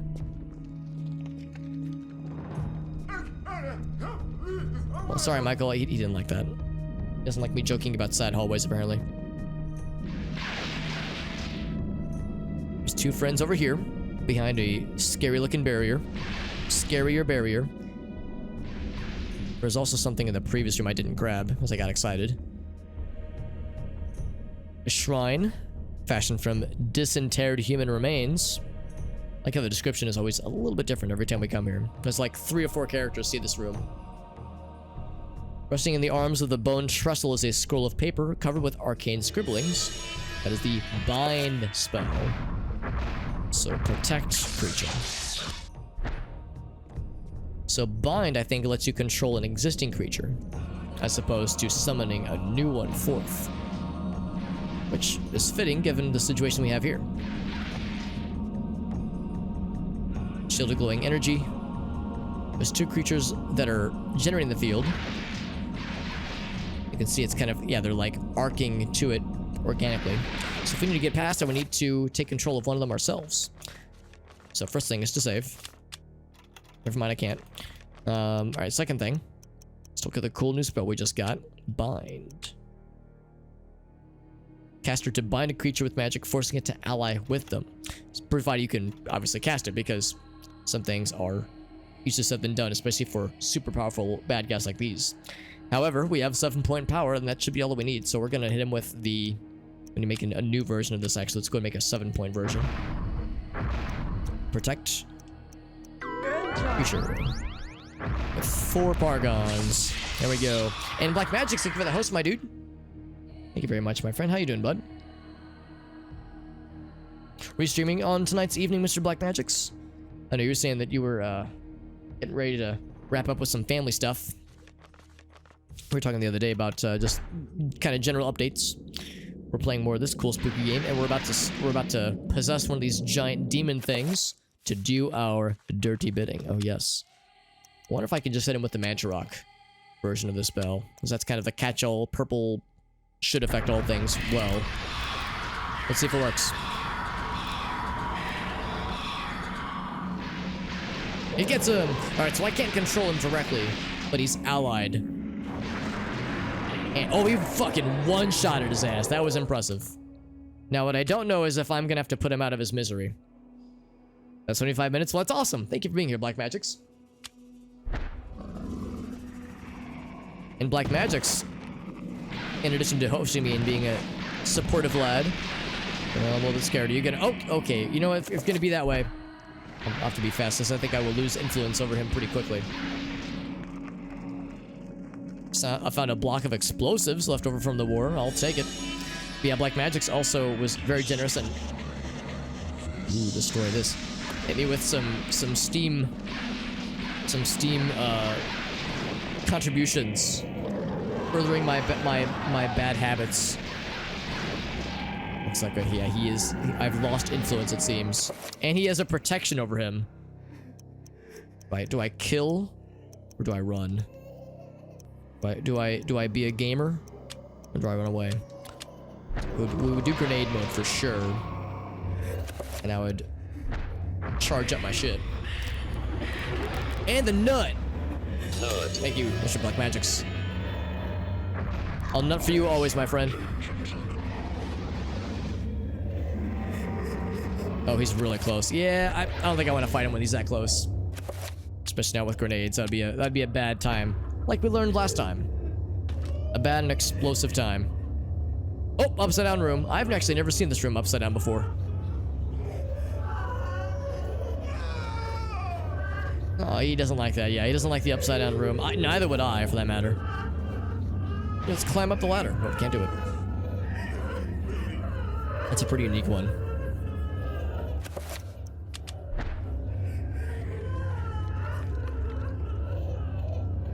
So in that case, back the way we came. We never actually went through this doorway, I don't think. Actually, did we? I can't remember. There's some friends.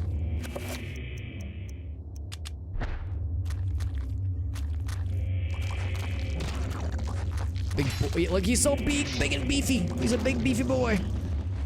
Let's kill your friends first. Smack, smack. There we go. Let's kill 1 or 2 of them.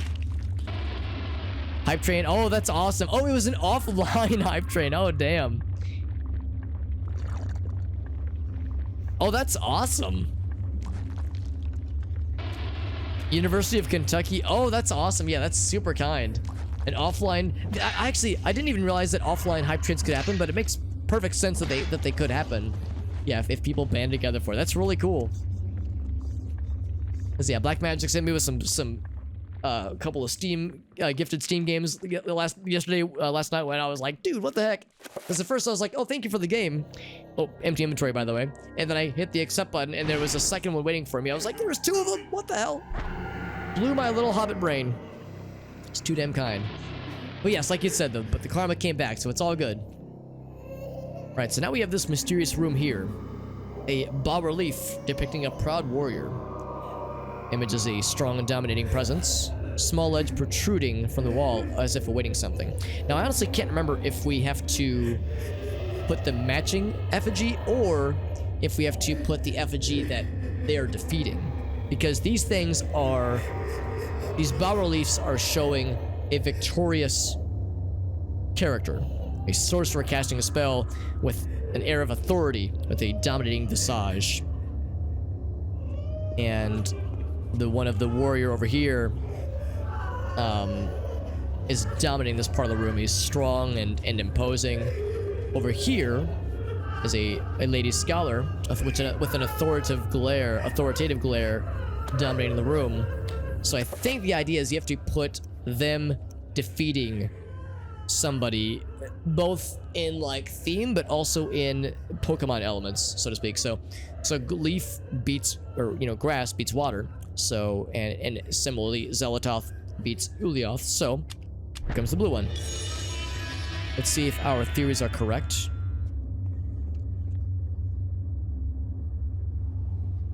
Getting fit, yeah. Well, yeah. That's the thing too, Demon. Yeah, I think all of us who stream have had those dry spells. I can think of many, sometimes months-long occasions of getting 0 followers, or you know, getting 0 new people. Sometimes losing more people than I'm gaining. So sometimes it's a negative gain, which, you know, I try. The strat that I usually have is just not to put too much. Oh, whoops! Oh, right. I should have put the other one. Yeah, my bad. Might be. Yeah, it should have been red. Might be. So, I can get this fast, I think. Let's go fast. See if I can get away from him and hit him with a grenade real quick. I think I can do it. Yeah, I try not to, like, ascribe too much to the numbers. Just because so much of the numbers are, you know, outside of your control in the greater sense. And there's kind of like a unspoken rule that honestly a lot of numbers are just made up anyway. A lot of stats are made up. There's like so many of Instagram engagements and YouTube views and even some YouTube comments and probably Twitch views as well. So much of it is bots, or so much of it is automated stuff, or it's from like, you know, maybe there's an auto host happening somewhere that's just automatic. Maybe there's some other just tomfoolery happening in the background. Maybe it is just actual Twitch bots. I mean, so much of it is really just made up. So everything is, you know, it's who's lying. Everything's made up and the points don't matter. So generally speaking, I just try to, wrong mood. I just try to just not worry too much about it. That usually works pretty well. Oh, I don't have it equipped, that's why.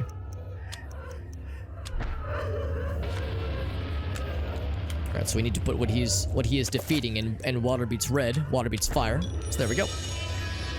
Dave is confirmed a viewbot, I knew it. Dave's viewbot technology is so advanced. I've known him for almost exactly 10 years IRL, and who knew that all those IRL instances were just the long con of a chatbot with some very enhanced AI shenanigans. So that opens that one door. Oh, never mind. I thought it was going to be the door to the left. Opens up this little sneaky boy. Now, what could it be underneath there that took 3 chapters to unlock, and I think is technically optional? I don't think you need whatever is underneath that area, because it's relatively easy to miss the first effigy in Karim's chapter, and I'm pretty sure it's pretty easy to miss the second one in Roberto's chapter as well, for that matter. So I'm about to find out, but yeah, I can't remember what's down there. About to find out together, friends, after I save and heal.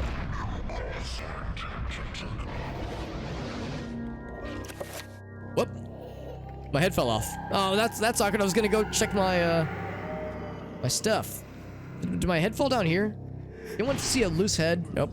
I think I healed my head off in that particular sanity effect. Did I get the health back? I did not. Rude. Have to wait and sit through that all over again. Sometimes your head pops off and you can like pick it back up and you'll recite Hamlet. Other times it's just gone. Oh, did I save? I don't think I actually did save. I wanted to after I healed. What's up, Vermilion Devil? Good to see you, my friend. Vermilion Devil and Black Magic. I'm excited for the both of you. For exciting times, probably in your not so distant future.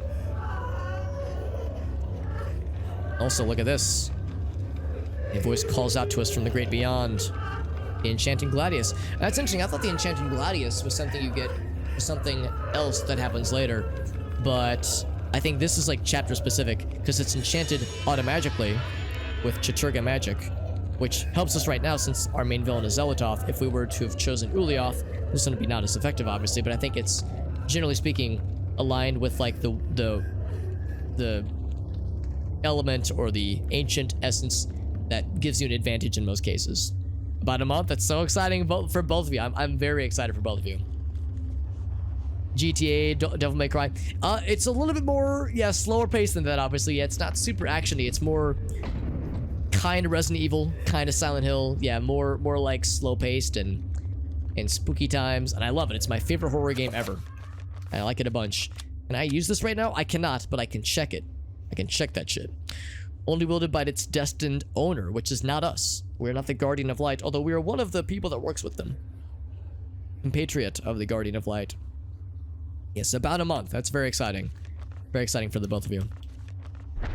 I'm sure maybe a little bit, I don't want to say scary, but probably overwhelming in a lot of ways, but hopefully it's a good kind of overwhelming. Let's go ahead and do, I think I just do Dispel Area here, right? Spell, oh no, not Dispel, Reveal. Should be invisible. Except I don't know which one. Let's go ahead and assume it's gonna be red. Let's see if that does it. There's no emblem for it. There we go. Alright. So we're hearing awful things, but that's from the sanity effect that we have right now. Seen this before. Look at this, a detonator. Handle with care.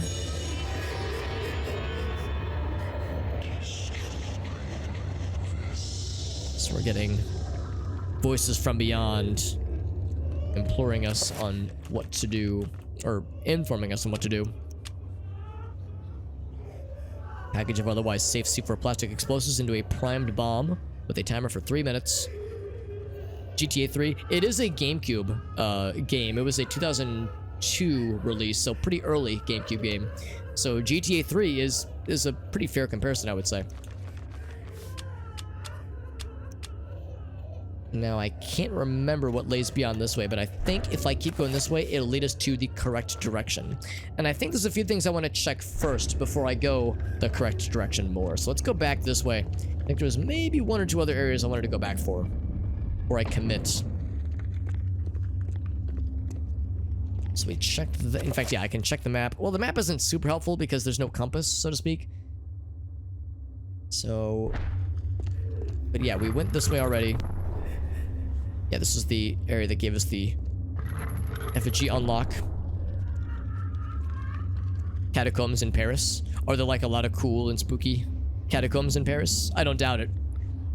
And I feel like I might have seen pictures of it, maybe. If it's like a super noteworthy tourist attraction. I seem to recall that hearing that there's something similar in London as well. Some like cool and spooky things underground, like some of the more noteworthy parts of London. I can't let go. I can't get him to go to lead off me. I'm dead. Except not really, it's a sanity effect.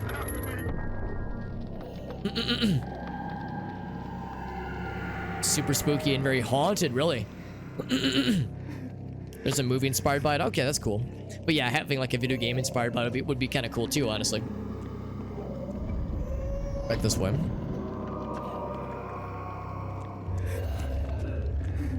We've been so far. I'm trying to remember which paths are unexplored. I think there was maybe one other path that led to this particular thread. The Gateways of Hell. That sounds pretty haunted, alright. Sounds like some spooky shit. Here we go. There's one other path this way.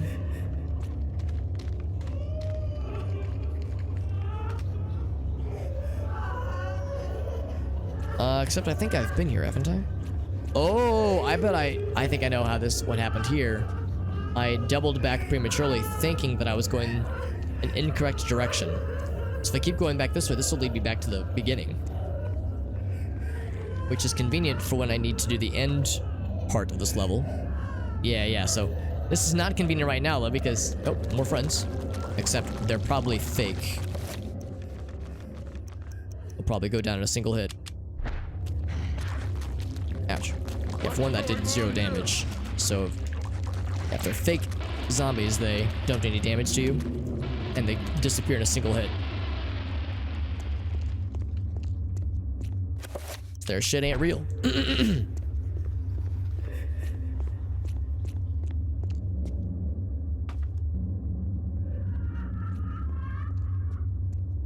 Human skulls that are in the walls. Yeah, I feel like that's something that I might have seen pictures of at one point.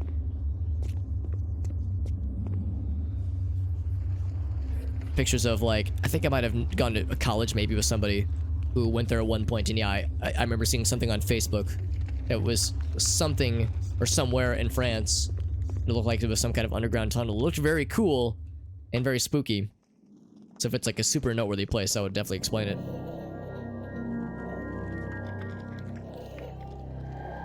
It sounds pretty badass, and it sounds like it'd be very much a kind of a macabre thing to see. But kind of also kind of compelling for those who are into that kind of spooky stuff, yeah. Want to go visit. It sounds pretty sweet, honestly. It sounds terrifying, but in an interesting way. Because, yeah, that's the kind of shit that, yeah, you would see in a video game or in a movie. Not the kind of stuff you would see in real life, necessarily. A lot of art museums. Oh, yeah, I've never been to France, obviously, but yeah, I would imagine there's probably tons of awesome, fascinating art museums. I mean, probably all across Europe, but yeah, I'm sure France has all kinds of cool shit. Let's go ahead and compare these two, or I think combine even. Just a lump of C4 plastic explosive. Just combine that shit. Bam! A legit C4 bomb. They said to destroy something. Go and do this. Let's say shield. 7 points with the good shit.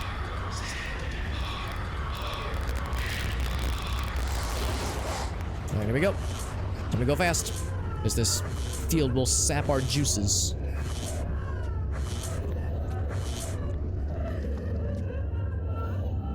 We're in pretty good shape, though. And this is the room that we're informed to destroy.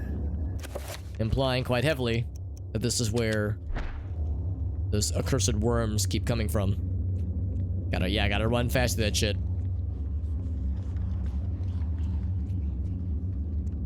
Before we explode this room, let's see what it's all about. We've been here once before as Roberto in his chapter. Here's that same bas-relief with the same depiction of skulls getting eviscerated by tentacles. Which is almost my fetish. Almost. We're so close. Has a similar vibe? Yeah, I would say so. There's a couple levels in this game that, yeah, remind me of the stuff that I've seen in those photos of the catacombs in France.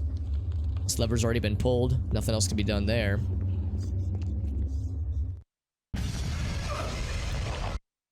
These things are here as well. But again, I can just, like, wait and see if there's anything different in here, but yeah, I don't think they'll ever attack. I think they just look at you menacingly.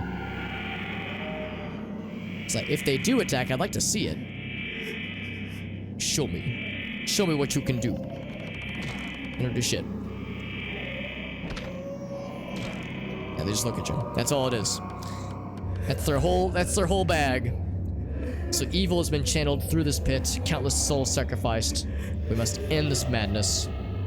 Time to blow this shit up. Place a bomb here and that'll do it. Collapsing the city down into oblivion, destroying everything inside. That sounds pretty sweet to me, honestly. Yeah, they wiggle menacingly and they look at us with their evil eyeball. And we did lose all of our sanity. But there's more where that came from. Alright, so let's save. Actually, let's do a few things. I think I already have this bound, don't I? Quick spell. Yeah, I can just do this. For a quick shield. We're gonna need that soon. So let's get a fresh shield on. And then let's save, because we're about to do a go fast action sequence. relatively action sequence. I mean, this game isn't super actiony, but this is a rare exception. I'm gonna also move around a bit so I can get a little bit more mana back, so I can also enhance my weapon. Our cool gun. Because that shield takes a lot of juice. Yeah, it's like that, but yeah, slightly more demonic. Slightly. That should do it. Slightly more worm-like and more spiky and more tentacle hentai-y. Alright, so speaking of tentacle hentai, time to save. And throw some dynamite at some demons. Or a demon pit, at least. Still not enough to bring down the city. Well, we have to enhance it, though. Oh, right, I forgot about that little detail, yeah.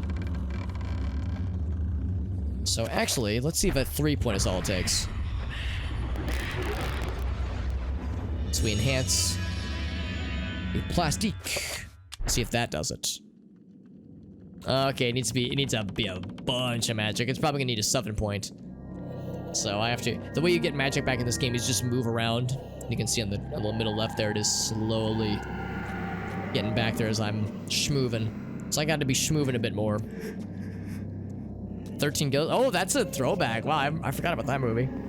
I saw that when I was a teenager, and I thought it was pretty good. I wonder how it holds up. I like the main actor that's in it, the gentleman who plays Monk. I always liked that show, and I like his acting. So it's kind of refreshing seeing him in something other than that TV show. I think that should be good enough. So let's try like let's give him with a 7-point shit.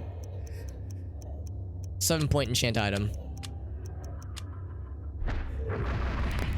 There we go, in with the big boys. Yeah, I would agree, it's underrated. It's not like a horror movie that jumps to mind for a lot of people, but I think it's quite good, actually.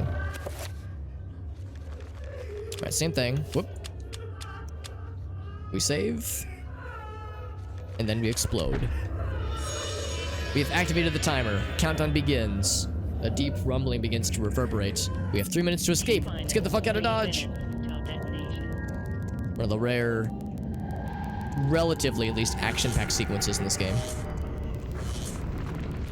Running and gunning too, because we have an assault rifle with a grenade launcher attached to it. Like, this chapter is quite actiony and quite involved. Now, thankfully, the timer's not going while we're paused, which is great. That way I can do this. Fuck you, and fuck you. Except he's not dead. I was informed that I was supposed to kill you. Let's do this. There we go.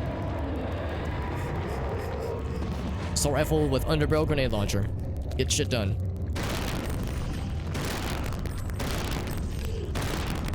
I can explode his torso off, hell yeah. It's kind of satisfying just obliterating these motherfuckers. Oh, you know, this would be a perfect occasion for this.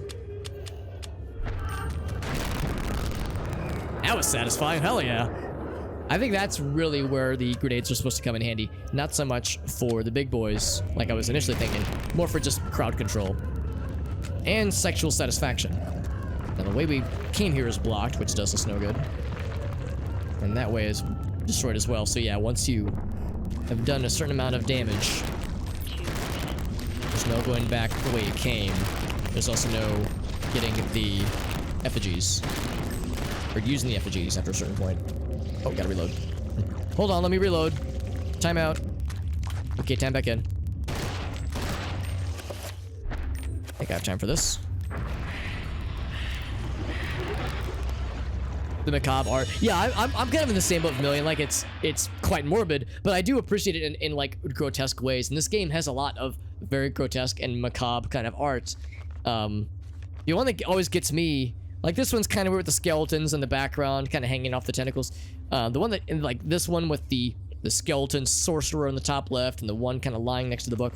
But this one always kind of gets me, especially at the bottom. There's like the leg and the kind of the exposed buttocks with skeletons emerging from it, forming into a skeletal Christmas tree. Like that one's pretty gruesome, obviously.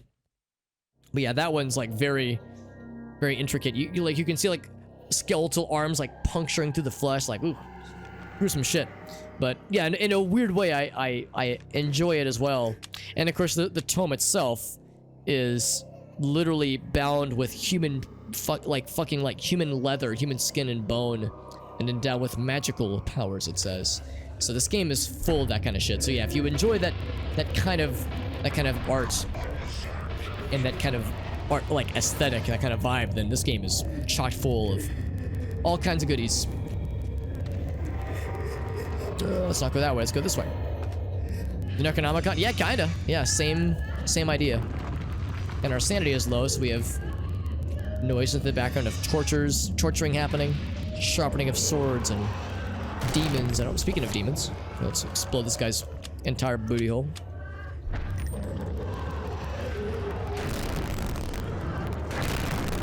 Ouch. Shot a little bit too close there. Is he dead? Yes, he's dead. And also I blasted my own butthole there, so I'm gonna do a quick little self-care. Hashtag self-care. Oh, except I got interrupted. Shit, well that's annoying. 1 minute till detonation. 1 minute till detonate. I know, I'm looking at a lady. Ouch. It keeps reversing my controls. Ouch, I'm dead. Yeah, that's one unfortunate thing too. When you get hit by that thing, you get your controls reversed. I shouldn't have looked away, because when I looked away, I was thinking, oh, I'm gonna get healed, but I realized there was another one of those big guys. That's okay, this is why we save. Save early, save often. Books in real life. I've heard about it, yeah, I don't know how like, many of those cases are actually true, but I've heard about those kinds of alleged things. Crackly and broken. Unfortunately, I think that's a side effect of the means through which I'm capturing this game, because I'm actually capturing through two separate OBSs and instances of OBS. One, in one instance, I am, there we go. In one instance, I am capturing full screen gameplay without any commentary from me, no microphone commentary, and no stream notifications, visually or audibly. And then I have a second instance, which is what I'm streaming off of, which has all those things. Has the webcam, has my microphone being heard, has my stream notifications going, all that jazz. And I think that strategy of like having multiple OBS instances causes some like audio artifacting to happen, I think. Because yeah, it's gonna get a little bit crackly, like as I'm firing my gun. It's probably a little bit crunchy, a little crusty audio. Hopefully it's not like painful, but yeah, I'm sure it is probably a little distracting it from time to time, especially in these kinds of like big explosion sequences. Although doing that again is kind of satisfying, so nothing else, getting to explode these motherfuckers again is pretty cool. Oh, that's not a door. This is a door.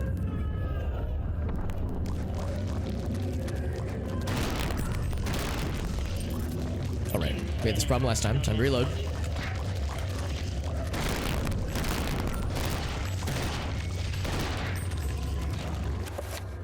So I do this real fast. There we go.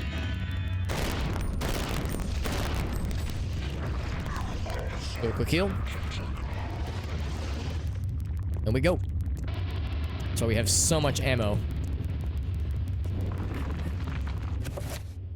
In fact, I should go ahead and reload now. Now that we know what's waiting for us in the next room. Over. Let's reload. And you know, I kind of want to do like a big enchant. If we have the magic for it. I think we barely do.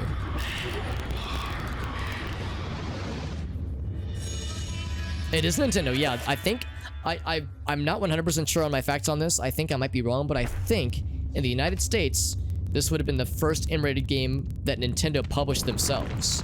There, of course, were other Nintendo games on...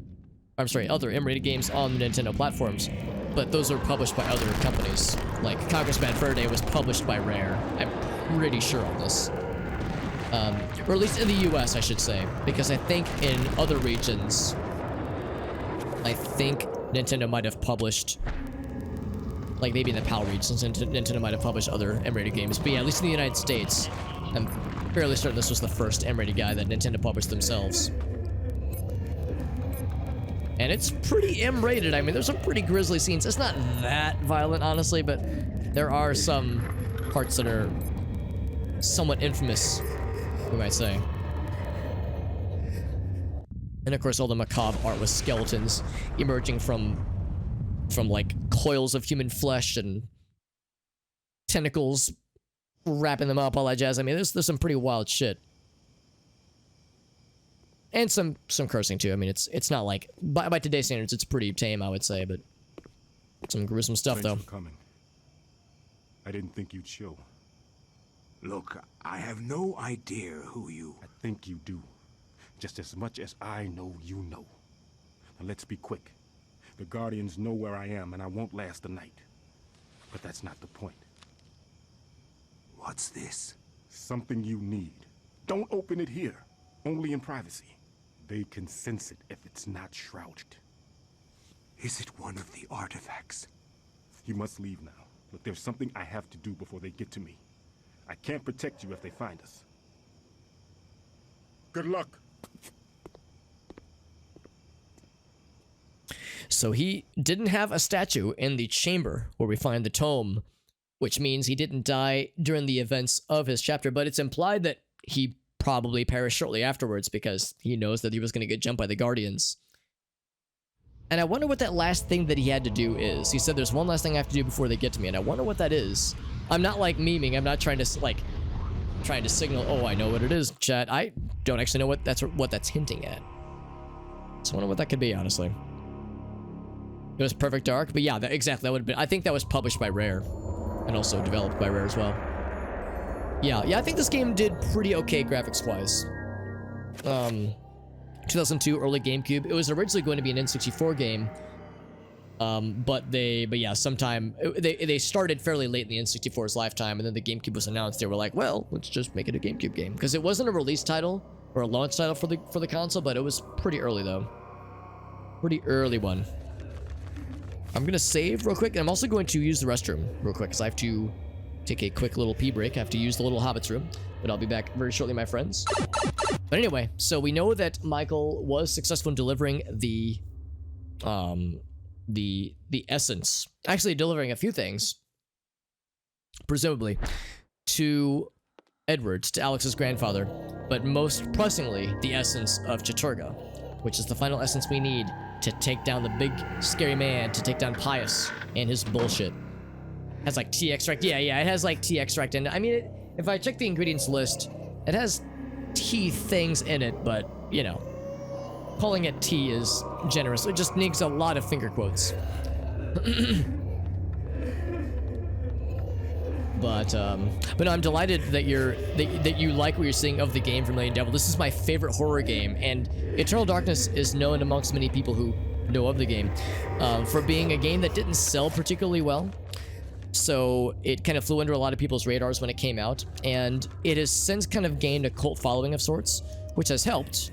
And there's a lot of people who have written articles about it or made YouTube videos about it, myself included. And this playthrough that I'm doing right now is celebrating a video I made about 10 years ago on my YouTube channel, which was an all Sanity Effects video where I try to showcase as many Sanity Effects as I could find. Because as you've noticed, when your sanity meter it goes down, that top left one, the green one, as that sanity meter goes down, you're more likely to get more Sanity Effects. And I put a compilation video of all the ones I could find into a video, and that video, it just hit 10 years old, and it just hit 1 million views. So this playthrough is kind of in celebration of that as well.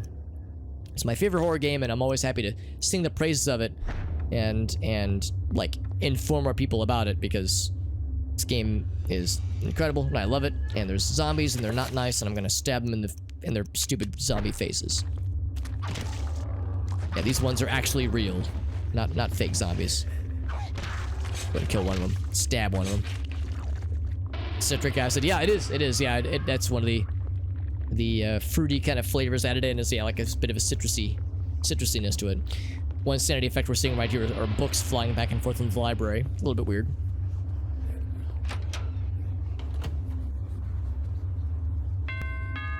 Oh, someone through the door.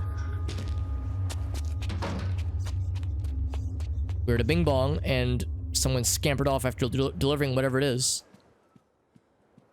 We know that Michael offered something to Edward at the end of his chapter. Something's left inside the door. A brown paper parcel. I hope it's a pony. Let's shake it. Not addressed to anyone, it appears to have been wrapped in a hurry.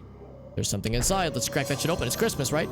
Sure enough, the essence of Ilioth, and also important is a second, more badass Gladius. The bad news is that we cannot dual wield. Sadly, as much as I would love to. Yeah, we have our plain old Gladius, which is good. But then we got the permanently enchanted one, which is way better. It's got a 7-point permanent enchantment. So of course we're gonna equip that shit. Are you kidding me? Cool glowy red badass sword that fucking snarls like a hornet's nest. Sign my ass up. Hellblade, that's right, Vermilion Devil. Yeah, I remember seeing in the Game Awards they showed gameplay footage for the second one, which looks incredible. So I want to go back and play that first one, as that game looks intense and really fucking good.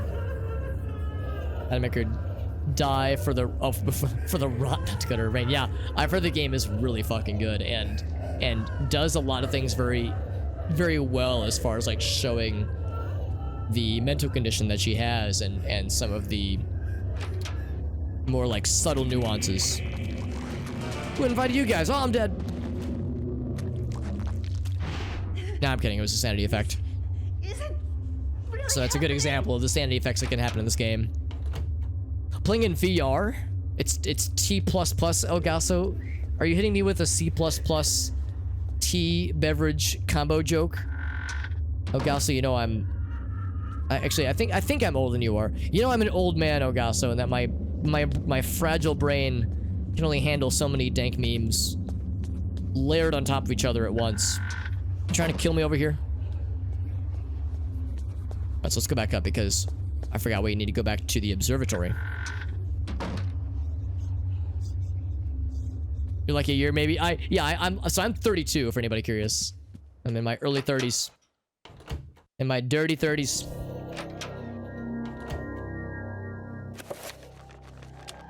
So in the times when, like I know Arctic, for instance, I know he's a couple years younger than me. So in the times when Arctic and I are talking about something, and he tells me, he advises me on something, I go, you're not my dad. And then I go, well, maybe you are. And he's like, Alex, I'm younger than you. And I'm like, it can still happen. You can be adopted, man. It still counts. 87, hell yeah, Ogasso. Or 34, or 33, I don't know. Yeah, do you ever just casually forget how old you are? Because that happens to me more often than I want to admit. Like, in mid-conversation, I'll be like, wait a second. That's not right. What's the number again? Can someone help me out here? Who was there when I was born? I'll text my mom. Were you there when I was born? It might be a somewhat significant event, right? Also, it should be worth noting, we have this... Now we have a light coming through, and we have this second little windy dealy bopper. We have this little guy, this crankshaft, which we were missing last time we were here. So we have the light coming through and a crankshaft, so we're able to actually adjust these things, which is super nifty. We're able to attach it and then detach it to go to one of the other stations, which is pretty heckin' cool.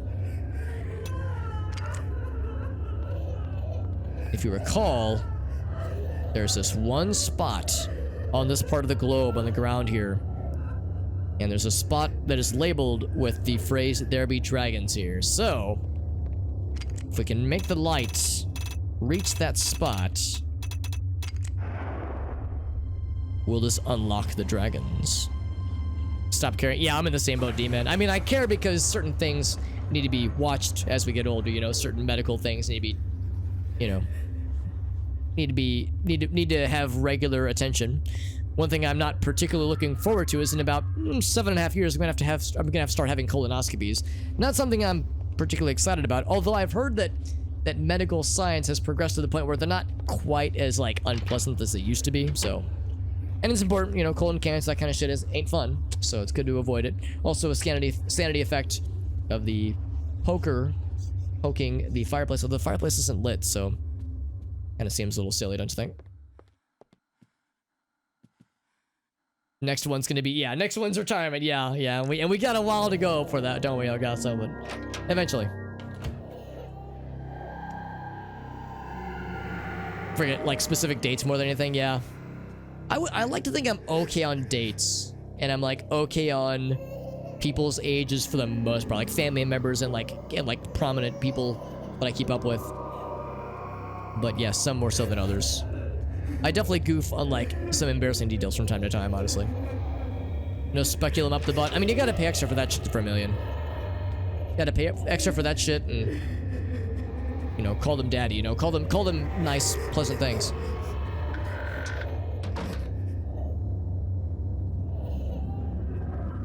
Finger up the butt and insurance pays for it? That's like 4 of my 28 fetishes all in one convenient package. All right, so look at this. The passage is open.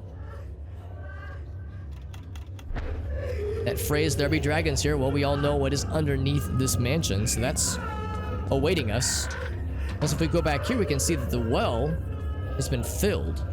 The well is how we previously got down to the mansion's basement.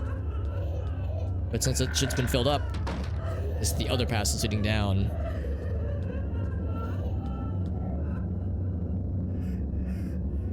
Some kind of well-like entranceway. A ladder leads down into the murky darkness. This is how we got into the Guardian City.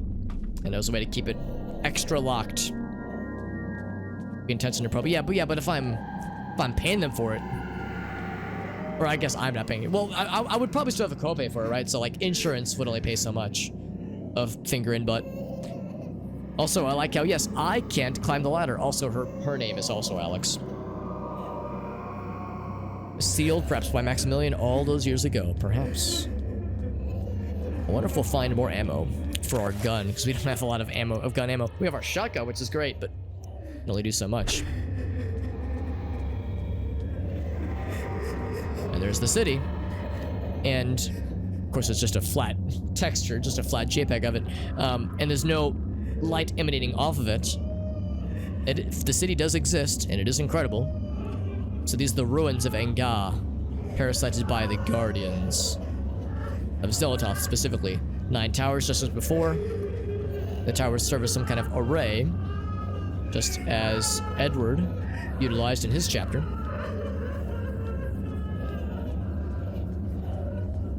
And down we go. This is the final approach for the game, and we are going to be beating this tonight. And as I've mentioned before, I've been kind of going back and forth in my head on whether or not I want to commit to doing an immediate next kind of New Game Plus playthrough where we go through the next essence, which is to say either Ulyaoth or Chaturga as the starting essence. This one was Zelatoth as the starting essence. And she's probably my favorite because, well, for one thing, I think her voice is cool. And she's voiced by Jennifer Hale, who is a absolute voice acting badass.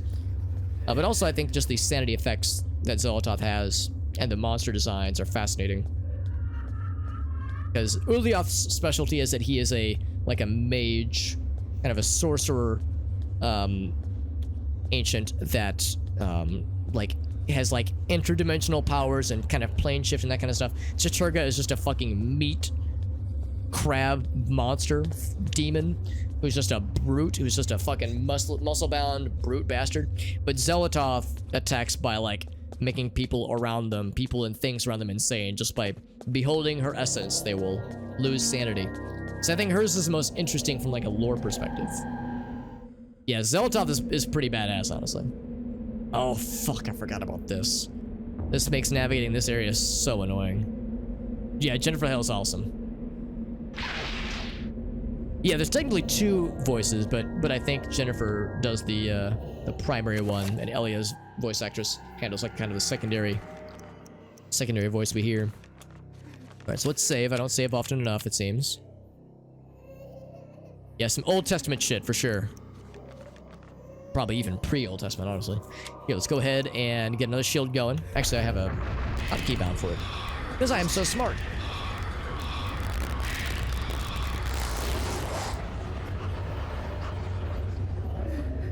Alright, just like we saw at the end of Michael's chapter.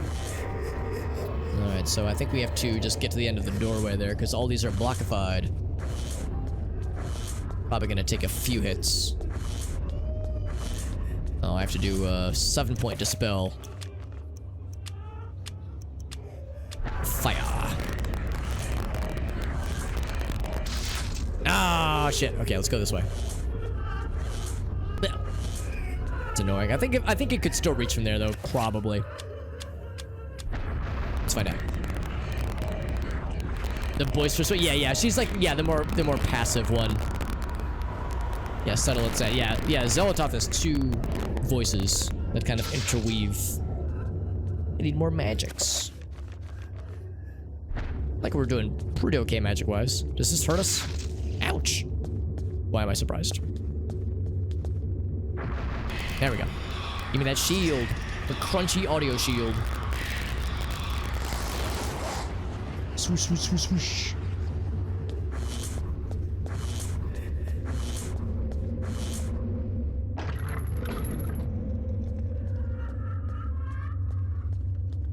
So a few things. A podium is damaged. If it is to be used, it must somehow be restored to its former glory. These splints work though, and they very much mimic how Pius looked when he first entered the Forbidden City back when he was an actual human person. It's part of a broken pedestal. So this is all offline, which makes sense because Edward took that shit offline when he fucking nuked that shit at the end of his chapter. So if we have any hope of utilizing this thing in some way to benefit us, then we will have to find some other means of powering it, because the magic of power that it previously had has been usurped, dispelled even.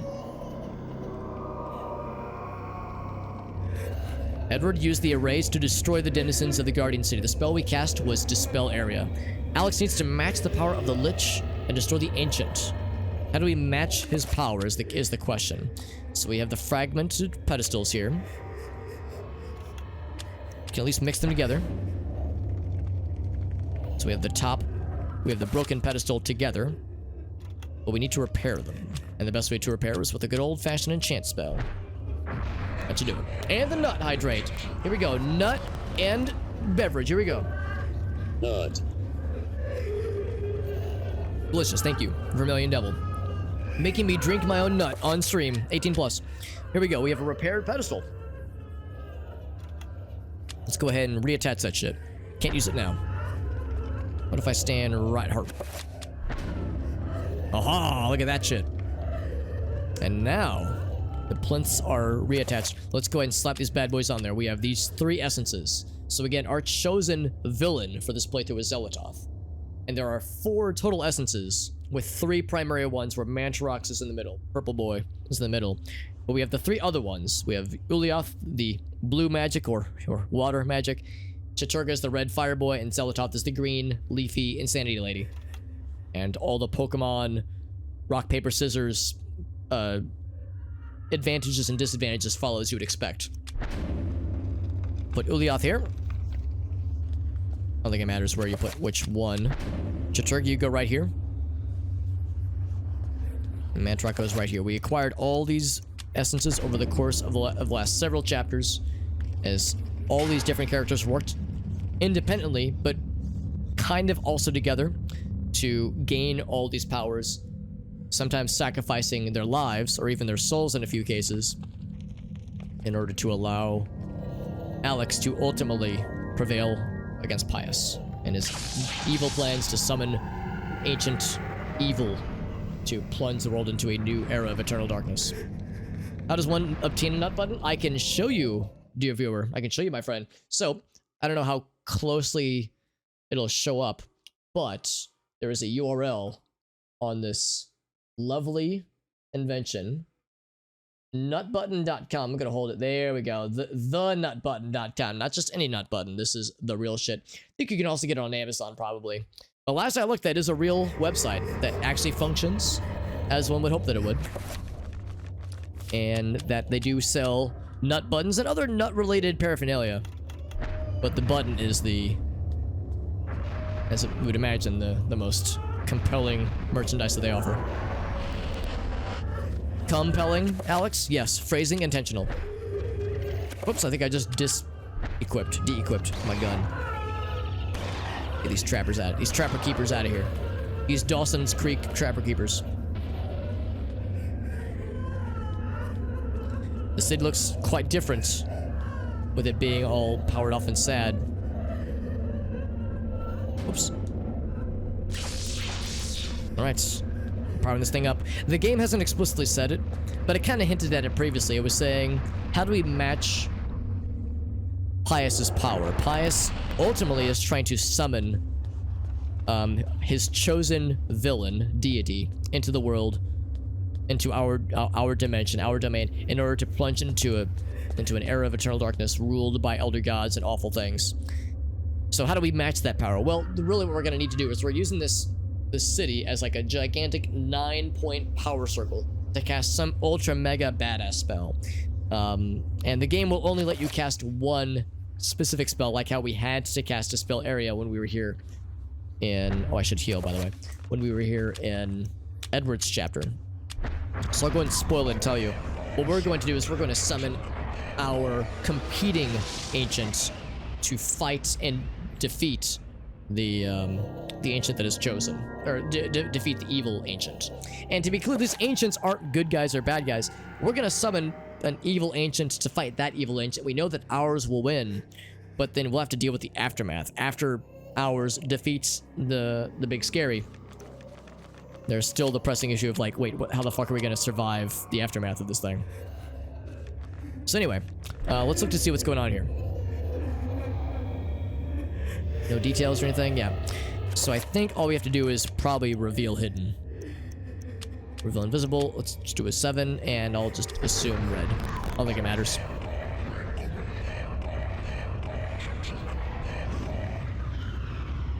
Look at that. The floor is revealed. This has already been hit, which is useful. Edward would hit that ship back when he was here. Literally. Whoops. Literally like 40 or so years ago, I think, or something like that. Like, because his chapter takes place when he was pretty young. Only 5 shots left of this thing. Hopefully I will get more ammo. We do have the shotgun if we really need more range shenanigans. Let's see if I have enough to reach the end there. All the zippy zappies. Just enough.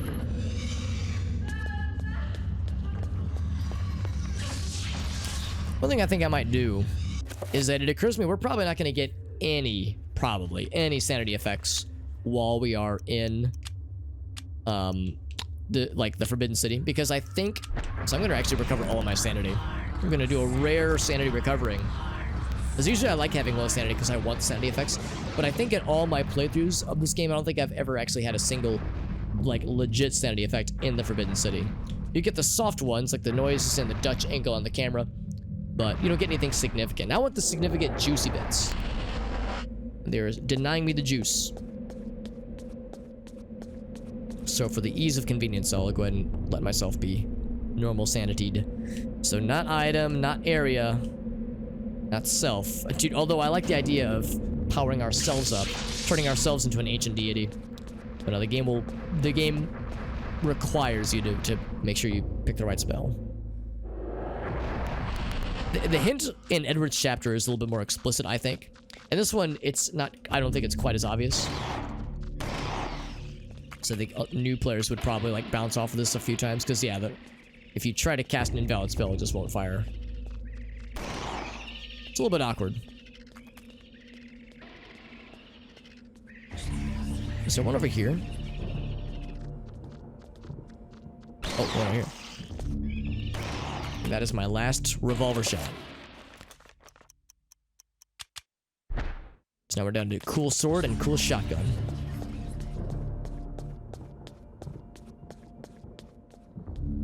Looks so different compared to how we saw it in Edward's chapter. All the embers have just about petered out at this point. So this like river of embers is now just ash. Wait, is that how we got here? That path right there? No, this is how we got here. Hold on, sorry, Alex, I'm pushing her too hard. She's getting tired.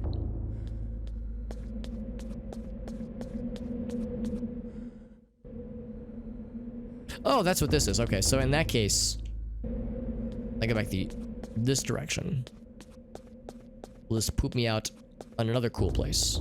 Oh, that's what that is. That's the switch that would let us leave the first time around. I swear I'm learning.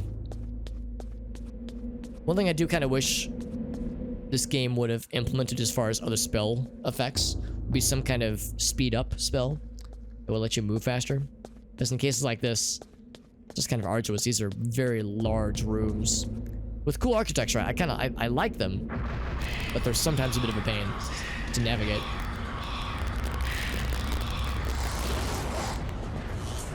Take a drink every time you hear Paragon. We're learning how to, or relearning how to navigate this accursed, nightmarish place.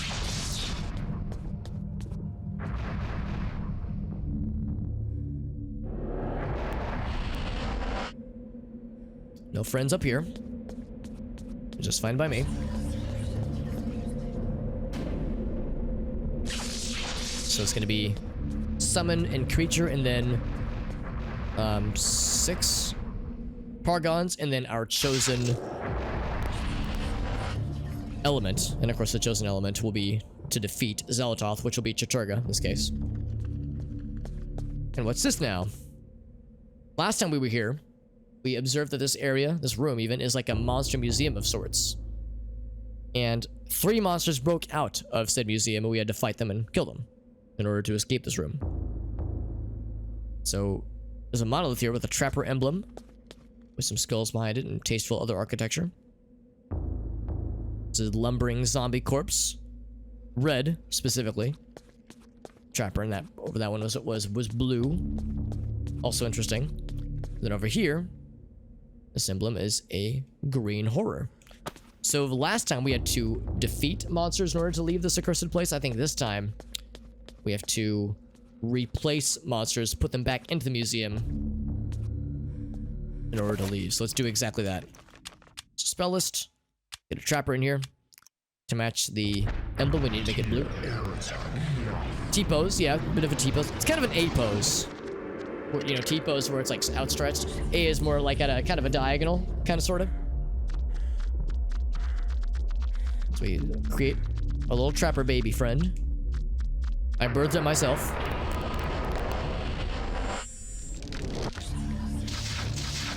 There we go. Next coming up is gonna be the zombie friend. Spell list. Summon zombie. Gonna be a red friend to match the emblem. Alex, why are you birthing small little trapper friends out of your supposedly non-existent birth canal? Don't you worry about my supposedly non-existent birth canal. Let me worry about blank. So now I have birthed this fleshy boy into the world. And now that I have birthed him, I will name him something. But before I do that, I'm going to freeze him into a block of ice. As a loving father should. Loving father of a zombie baby should. Last thing but not least is going to be the big boy over here, although he's going to take a lot of mana to cast, or a lot of magicka, rather. And I don't have a lot of that, so I got to run around to get that shit back. Birthing is, yeah, exactly, yeah. It would be a little bit painful. I'm not sure I'd recommend it. 0 out of 10. Would not fap again. Alright, summon horror. Let's try it, see if I can cast it now. I might still be too magicka out. Nope, I can do it. Alright, so I summoned I birthed a trapper, then a full-ass zombie. Now I'm summoning a fucking 3-headed demon out of my dick, so that's a new thing. Attacking enemies. You can also target from afar with a shock attack. Can open doors, but cannot pick up items. I don't think there isn't a character or a summoned monster that can pick up items. It's really never an issue. Can I smack myself? No, I cannot. I never really cast this spell offensively just because it takes a lot to cast.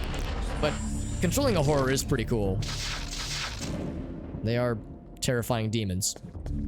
Alright, so all of my children have been birthed and have been frozen into ice. And re-arrested into this monster prison. All is truly well in the world.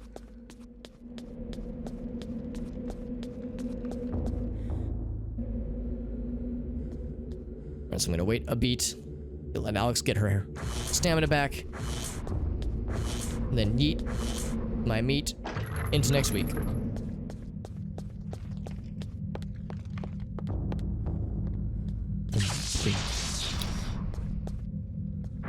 So we're almost to the halfway point. This, I mean, this much like Edward's chapter is a little bit long.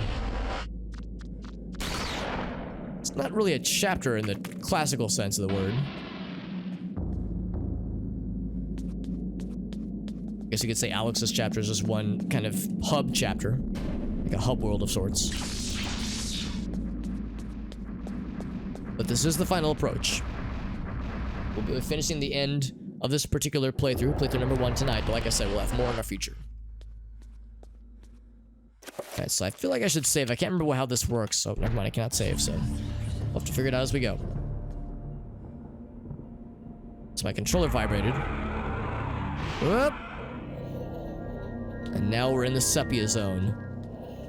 But what does it mean? Well, we lost a fuck ton of sanity from that one worm experience. Go that way.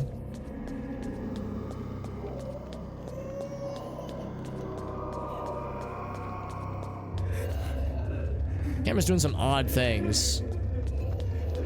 Actually, I wanted to look over here, but I guess I'll take that to mean there's nothing important over there.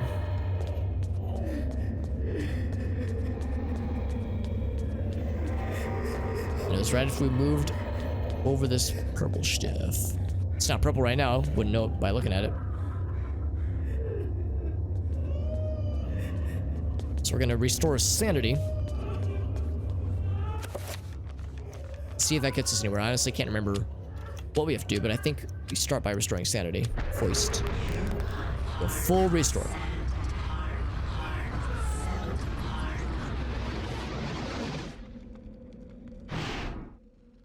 As when Edward had a similar vision in this room, he had to take a sip of his liquid courage, quote unquote, to recover. So if these vines are causing us to be detected, maybe we just have to move silently. Or move lightly even. Let's take light steps. This is the action-packed gameplay that you came here for.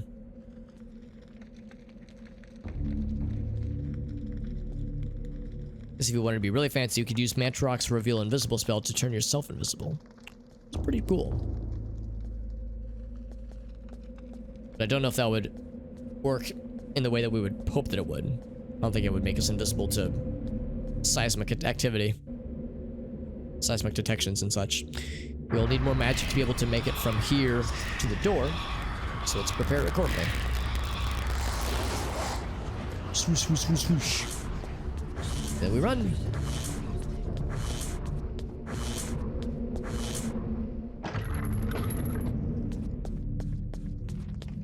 With that, this is the halfway point for the runes that we're activating.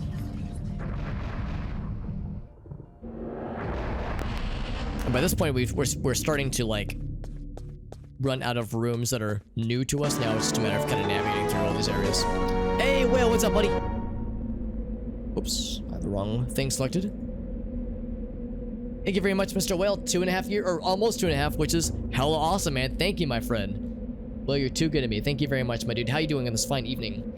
On this fine, almost Christmas Eve, actually. No, actually, in some time zones, it is Christmas Eve. Oh, sorry, just mean to smack my desk there. We also have our choice of 3 elements, but again, since we know that Xelatoth is the chosen villain, and if this follows Pokemon water, grass, and fire rules, that means that Xelatoth is grass, so we need something to turn that grass into ass, which in this case is Chaturga, if Chaturga is the fire to Xelatoth's grass power. So Chaturga is going to be our chosen demon, our chosen entity,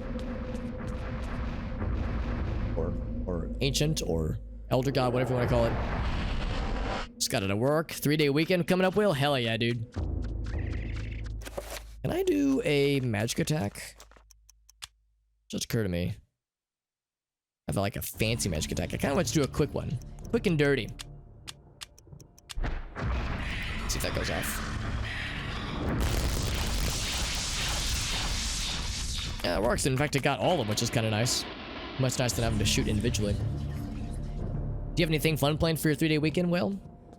Like if you have to do any traveling to visit family, or if you're going to be staying in town local to your current area? Because I'm pretty fortunate most of my family lives relatively close by, like maybe 40 minutes, maybe an hour away of a drive, so Not like super convenient, but better than having to fly or drive for like hours and hours, so I'll take it. Speaking of things I'll take, I need to give myself another fancy shield. And we go with purple because, for one thing, I think it looks cool, and also because Mantarok's magic is very effective in all cases. Well, most cases. So it's a good fallback. Staying in town, well, that sounds good. And of course, traveling right now is kind of scary. Traveling on plane, that kind of thing, because, you know, COVID times are still very much an issue, and new variants been causing some problems, obviously. Understatement of the century. Worked out so well last time. Let's do it again. Although I think there's only the one. Bam! As he flops over. Good. Another Paragon rune. Got a lot of those to go around.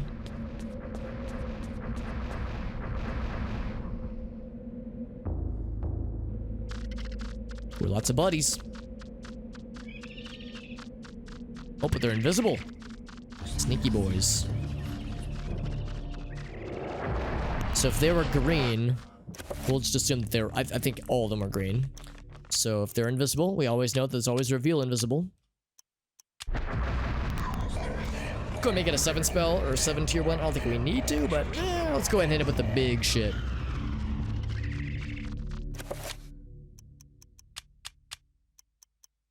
And once again, magical attack, now that they're all revealed.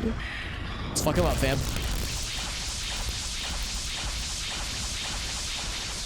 There's a bunch. Got fried. So that way is a switch that has already been hit on the last denizen who explored this area previously. We've seen this room already, I think.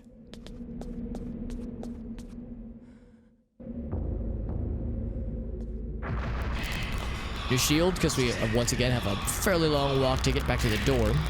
But again, we're getting to the point now where there's less activities per room, so it starts to get a little bit faster as we kind of power through these. Also, as I smack my microphone more.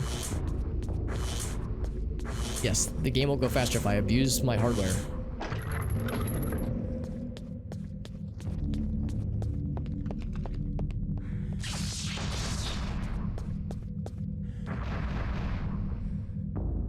And if we wanted to, we could go back, like if we accidentally set one rune and then realized it after the fact, you can always go back to a previous room's spire or to change the rune assignment, or at least any rune that has multiple options for an assignment. Some of the runes are locked in as Paragon, that's the only one, but others have, there's 3 instances of runes where you get to choose from the menu.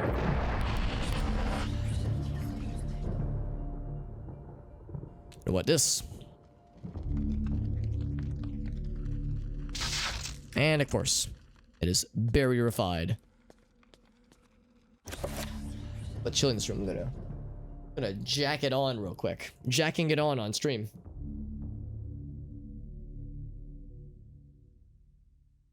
I of course have my heater on, and it's actually been relatively not bad out lately. So I don't have my heat turned up very aggressively right now. I think tomorrow, here in the Midwest at least, it's supposed to be very mild, like very kind of nice out actually. So obviously no snow, so it will not be a white Christmas. It'll be a very green and sunshiny Christmas, which is not bad, just weird. Weird for December to be so temperate. Also, I haven't saved it in a hot minute. Let's go ahead and change that.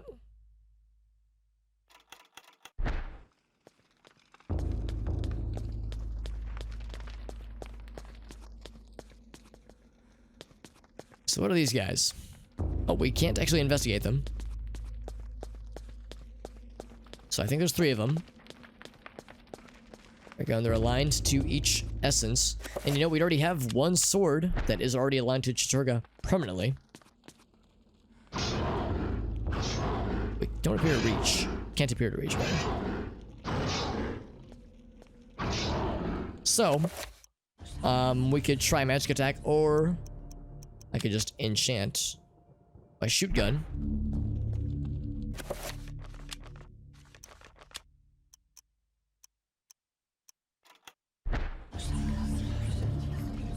No indication as to like how many vertexes, like what circle of power level it should have. Let's do a 3-point. It's probably sufficient, right? On the shoot gun.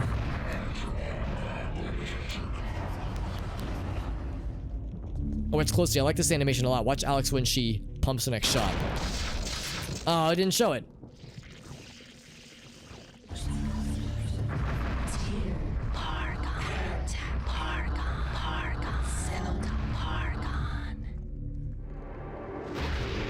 Oh boy.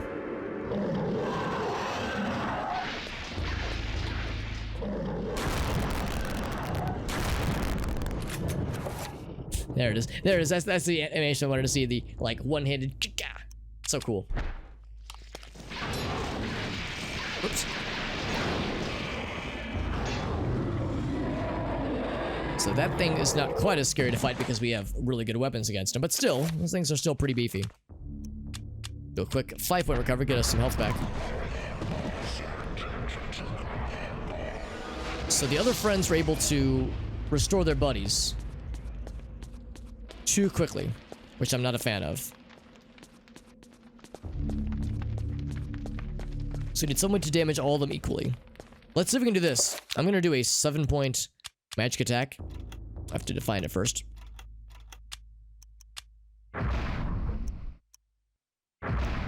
It's absorb.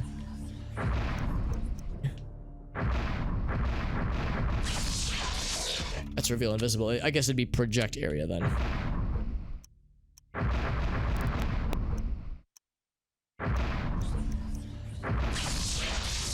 Attack. Okay, cool. So we got the 7-point version. I don't think it has to be Mantrax specifically, but kind of makes most sense. Something that is effective against all things. And I think, yeah, there we go. Magical attack, 7-point spell, attack all of them simultaneously. And that does it. Because if you attack one of them specifically, then the others will step in to help out. And we don't want that. We don't want them working together.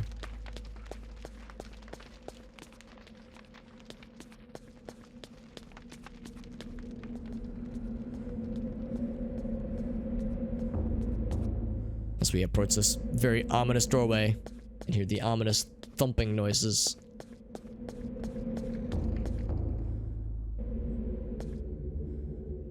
Oh, look at that. Oh, we have like 1 foot on the barrier. I got 1 foot on the barrier. And the other one's smoking a cigarette. Although the other one should be holding a shotgun, really. And reloading the shotgun, for that matter, too.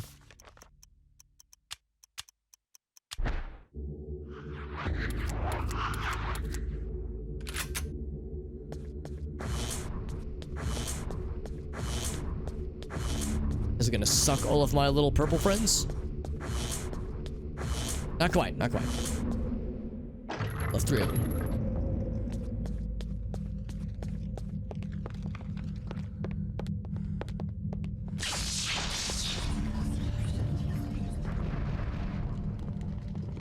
For a second there, it looked like there might be an examine option. I'm curious if there was like other flavor text. Because we saw one earlier that just talked in general about the magic array, but I was curious if there was other flavor text to be aware of. I don't think that there is, though.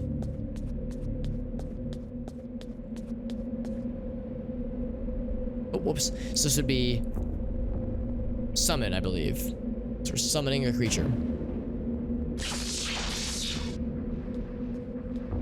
To meet Pius and his awful thing that he is summoning. We are counter-summoning something.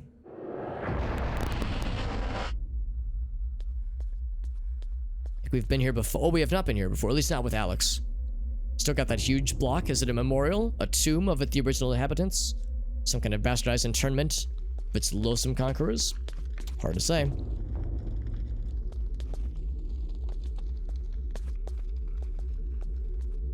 Alex is walking with purpose. She seems...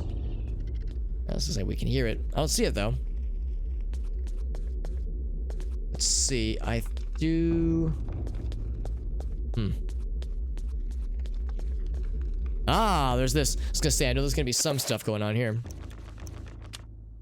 We can hear little dudes. We can hear the chattering and chittering of trappers.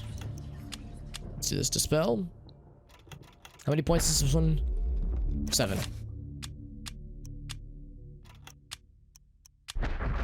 Oh, whoops, wrong one. Not green. Red. Oh, I guess I went too fast. I went too fast and I ate too much ass. An illegal amount of ass. Yeah, it's counterspell. Counter summon, counterspell. So that takes that down. I hear the chattering of trapper keepers, but I don't actually see them. So I'll assume it's not a problem in the near future.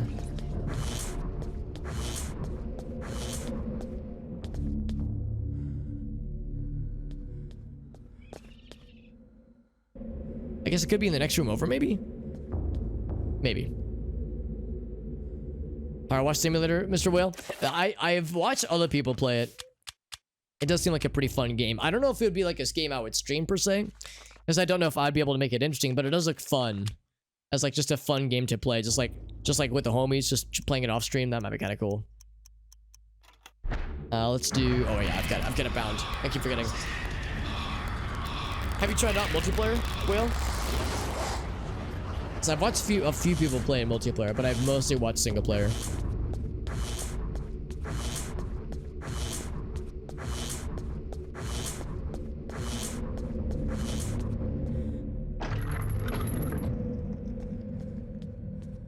Go up. I think it is.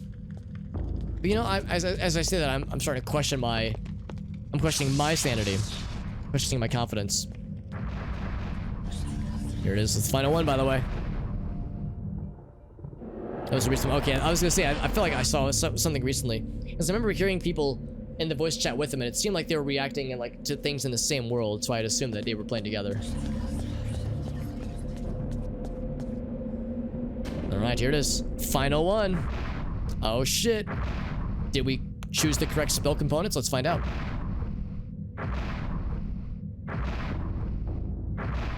Oh, with friends, yeah, like on your Steam list, that kind of thing. There it is. Portal is ready. The gate stands ready.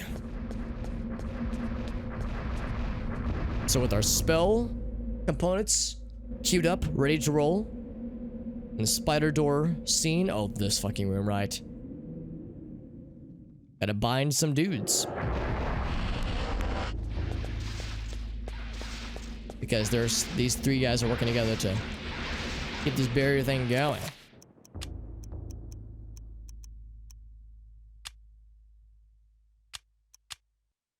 Let's go ahead and do, if these are green lads, let's get in with the red magic to overtake the green. So we can make this work the way we want it to. So it's gonna be a 2v1.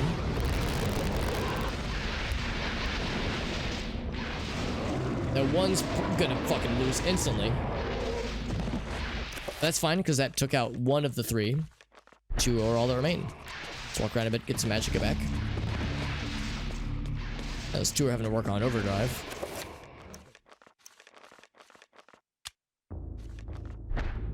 Oh. Spell us, there it is.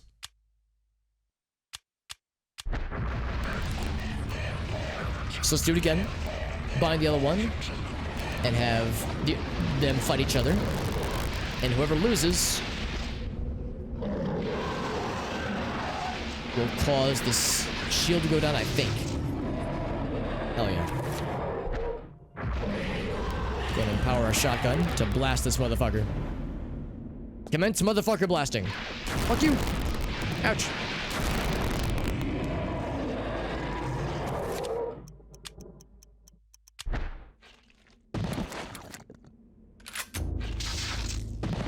Can't cast heal right now, though.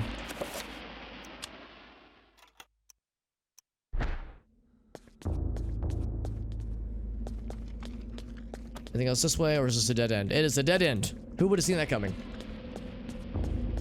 Surprise, motherfucker! That leads to this way, because we had to kill those dudes to open up this path leading to that hallway. I'm sorry, Alex, I'm pushing you too hard.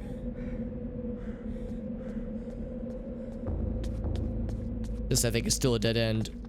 In Edward's chapter, we would have to have hit that switch to open up this door. But Edward took care of that for us years and years ago. What a homie. Literally multiple decades ago. What a cool dude. Yeah, sorry, Alex, I'm running it pretty hard, man. Now, we heard these lads last time. We still haven't seen them, though. They're somewhere.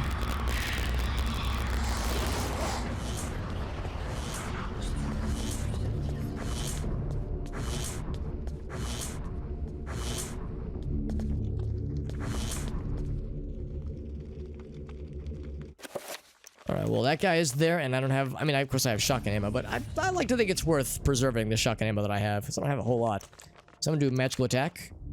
Quick one. A quickie. A quick one while he's away.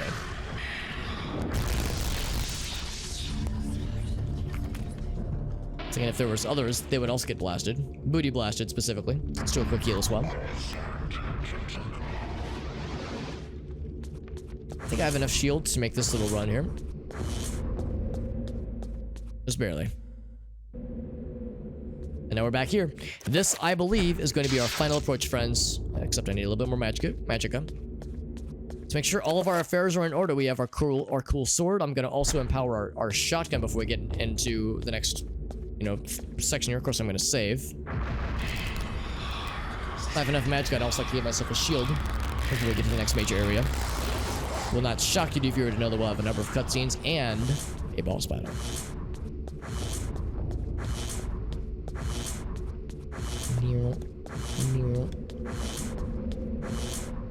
Made it. So once again, all three of the artifacts have been placed. That's what's powering this whole ordeal right here. Portal is set. All the ruins are set, and the game... I think because the game is showing a portal, that implies we've done it correctly. If we chose incorrect ruins, it wouldn't be activated, so to speak. So sure enough, we are looking pretty good here. So a few things. I'm going to give myself a decent sanity recovery. Because, yeah, we're not going to get any sanity effects from, like, the rest of the game. Not until we do the new game plus, that is.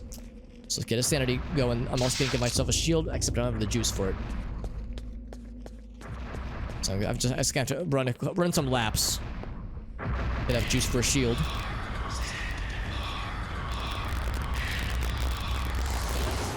Then I'm going to do one more. Give me enough juice for empowering my shotgun. I like to think that the shotgun will be effective against the upcoming boss battle. I could be wrong. The sword is going to be great, obviously, but I like to think the shotgun can be helpful. I guess I've never tried. Like, I've only used melee weapons against the boss. Not Bruce Springsteen, but this game's boss, to be clear. So, enchant item. Perp. 7 on the shotgun. Looking good, Hollywood. So we're a purple nightmare right now. We got purple shotgun, purple shield, purple genitals. I'm all purpled up. Here we go. Save. Memory card. Overwrite. Big old Glowy McGee. That is correct. Would you like to save your current progress? Yes. I mean, yes, I just did that, but yes. Double yes. Oh, Glowing McGee is my sword. Yes. Well, yes, that is also accurate. Cutscene time, baby. Ah, Miss Roivas, you're just in time. The summoning spell I began 2,000 years ago is finally complete. You will now have the honor of becoming the first morsel for my Lady Zelatov. An appetizer for the banquet your race shall provide. You forget what it means to be human, Pious. Yeah, the Pious, you human race will shit never stain. go quietly into the darkness. For as long as you have spent summoning your lord, people have struggled against you. Now, thanks to their efforts, I have 3 of the Ancient's essences. Now, Pious, this is the end. The end indeed. Pelvis on a stick? Yeah, it actually is, isn't it? Pelvis bone. Pre-rendered cutscenes too, I know.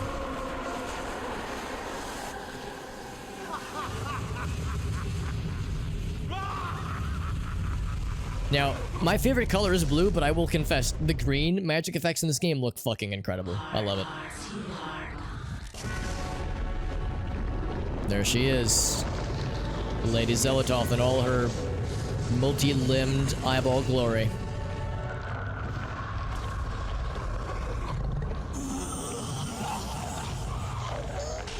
The things she'll do with those hands and that eyeball, baby. However, we've been queuing up our own summoning spell to be the foil for Zelatoth and her bullshit. Here comes big meat man himself, Chaturga, here to fuck some bitches.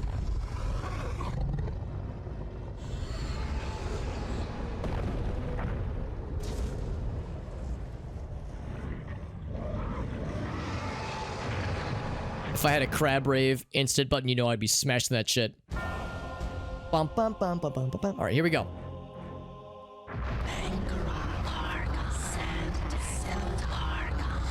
He's put up a shield, like the punk ass bitch that he is. Oh, it's not a shield. He's just empowering himself. All right. Yeah, I've never actually used shotgun against this fucker. Is he gonna dispel my shit? You fucking shithead. Here, I'll just give myself a quickie. He dispelled my shield too. What a fucking nerd. The nerve of this fucking nerd. Would you laugh? I'm trying really hard, okay? I'm gonna make you sad. I think the implication here is that as satisfying as that is, I'm doing no damage to his shield. He thinks I'm funny though. Maybe what I should do is enchant it with Chaturga specifically, and not Mantarok. Let's try that. Oh, you're gonna get close? What's that? You're approaching me? I can't blast the dick off of you without getting close.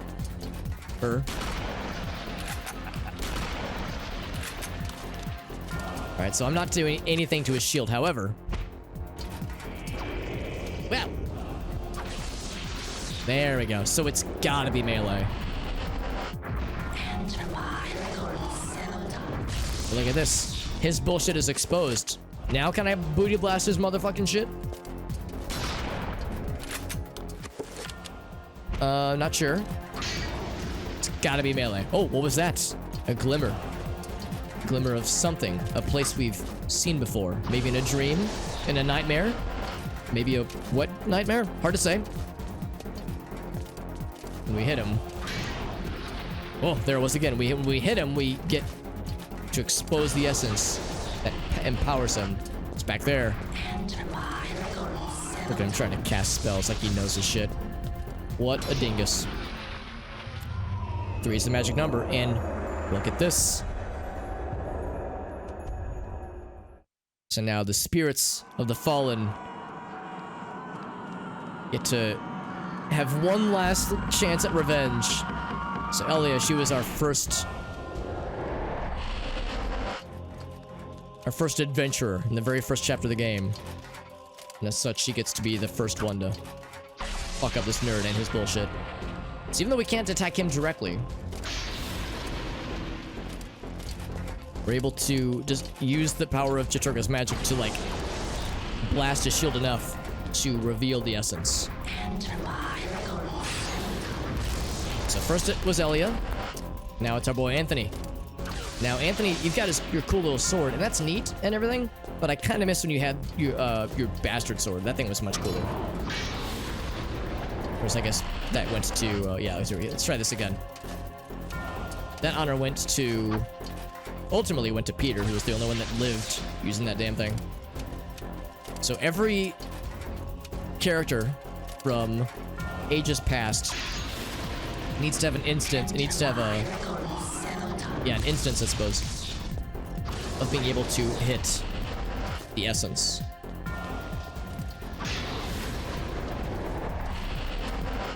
Now it's this big guy. Kareem's here to fuck some bitches. And I'm out of bitches. Or fuck some bitches and killed ancient badasses. And I'm all out of bitches. And here we go. Twirl. Bah! So cool. That little twirl attack. Now we can see how their battle is going. Because our battle is going pretty well.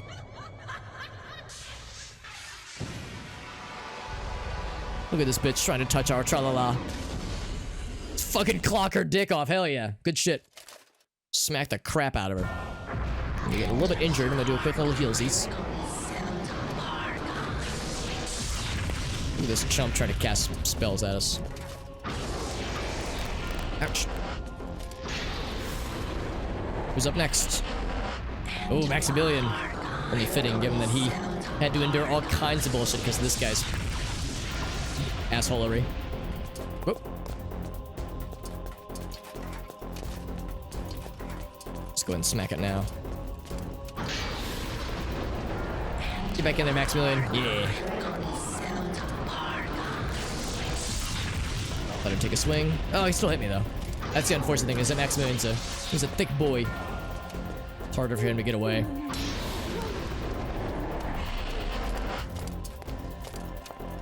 Trying to get him to, trying to bait him. Masterfully bait him. There we go. Oh, come on, hit him. There we go. Good enough. Get moving. Yeah, for the thicker characters with multiple seats, it's a little bit trickier. Oh, Brumlaki, good to see you, bud. Sorry, I missed you a little bit earlier. It's good to see you, my friend. This is the final battle in Eternal Darkness. Although it's only playthrough number 1, so we still have more Eternal Darkness times in our future. A quick heal.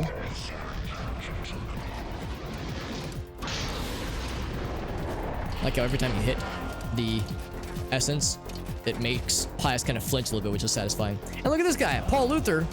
Got him at a really grisly end to the Black Guardian. Or Greater Guardian, perhaps.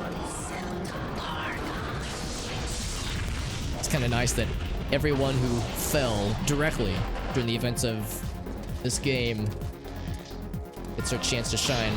Kind of as like a one last hurrah, like as a way to lay their souls to rest.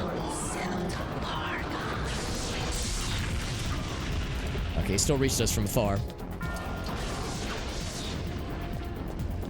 You have to hit this to transfer back into spirit mode. Whoop. It's like I need to bait him into swinging. Take a swing, so I can take my swing and do my thing. Come on, do your thing. Oh, gonna just cast a spell? Perfect. Clean getaway.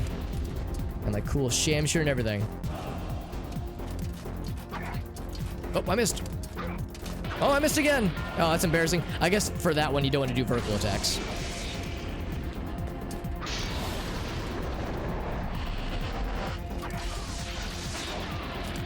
Yeah, that's a problem. If you get hit by it, it kind of cancels that out. Let's do a quick heal.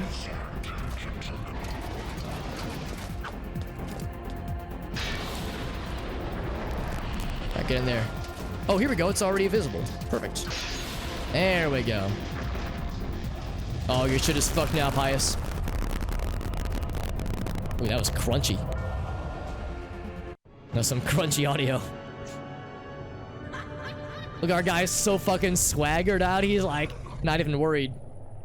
He's like, this fucking bitch.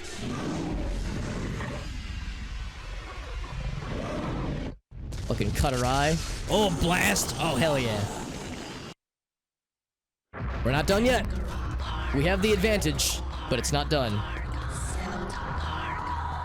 What are you doing? Oh, he's putting a damage field down. Damage field, as if I give a heck. Ouch. Okay, that did hurt though.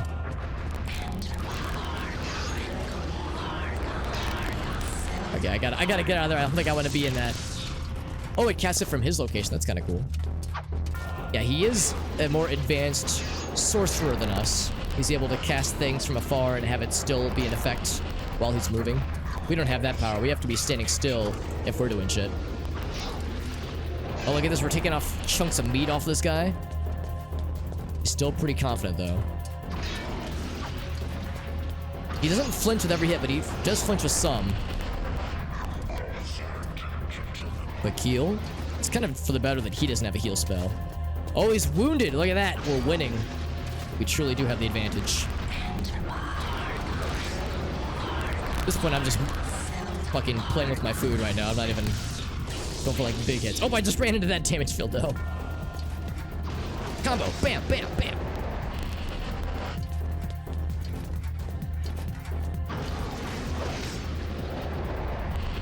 Except I'm a little bit winded too. All right. All right, now we're good. Now we're good. Get ready to get fucked. Missed me with that glowing eye bullshit. All right. I'm gonna do a gamer move and assume this is the final approach. Yeah, get fucked. How do I teabag? All right. We've won our battle. And our boy's winning his. Fucking rip her to shreds.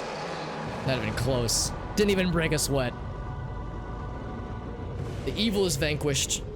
Pious is defeated. All is well.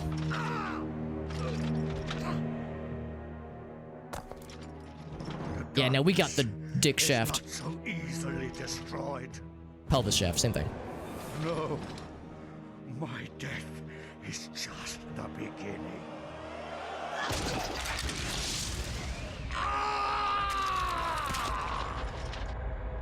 I bet that was satisfying.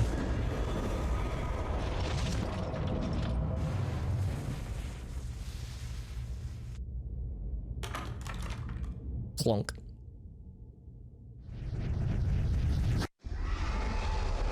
However, we did just summon an ancient deity, elder god, into this dimension.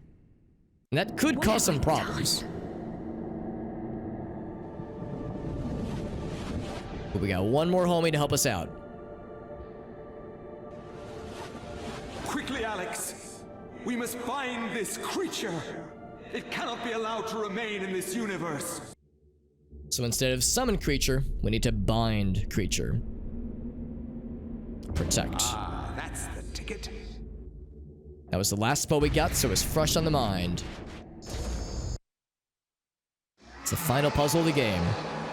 So we summoned him, and he's like, yeah, I can't wait to, like, go and fuck some shit up, but we're just gonna rebind him. Sorry, man, you can't ruin humanity. Not today, fool. It is finally over, my dear. The Ancient's plans are finished. For now, at least. You have proved to be an incredibly courageous young woman. Your mother and father would have been proud of you, just as I am. I'm sorry it had to be like this. It's not quite the inheritance I had in mind for you, but there was so little time, and so much to do. Goodbye, Alex. I will miss you.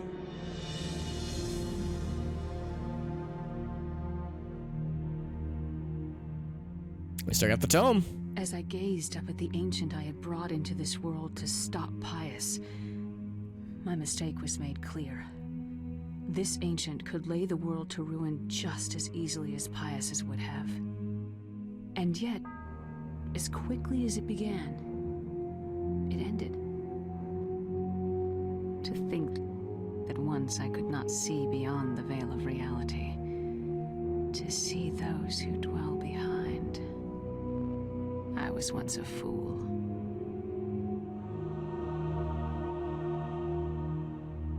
I think those last few sentences, verbatim, were the intro to Maximilian's chapter. So that dramatic prose runs in the family. What's up, Awful Devil? Are the ancients bad? Well, kinda. Yeah, I think the implication there is that they're all elder god deity bullshits. We have overcome the darkness, prevailed over 2 millennia. Our accomplishments will begin a new era for humanity. Should we mark this grand occasion in the annals of history? Yes, let us save. Operation in progress. So we saved our progress. That is a dub. And I'll confess, I actually don't know who Ben Dyack is. I would guess it was probably Dennis Dyack's father. Dennis Dyack was the director of this game, and I think the CEO of Silicon Knights. Yeah, producer and director. at the time of this game's making. And that's Eternal Darkness. Playthrough numero uno. I think I read that the gentleman who did the soundtrack for this game passed away a few years ago as well. Yeah, which one can destroy the world better? Yeah. Yeah, and there's, well, and like, as you can imagine, depending on your starting ancient that is the chosen villain at the beginning, those last cutscenes are, the cutscenes themselves are different, but the overall theme is the same, where, yeah, one ancient naturally has an advantage over the other, but that same ancient will have a weakness to the other ancient. And of course, intermingled amongst all those things is Mantarok, right in the middle of the red, green, blue kind of emblem, kind of motif. Steve Hennepy, yeah, I think he passed away recently, like a few years ago.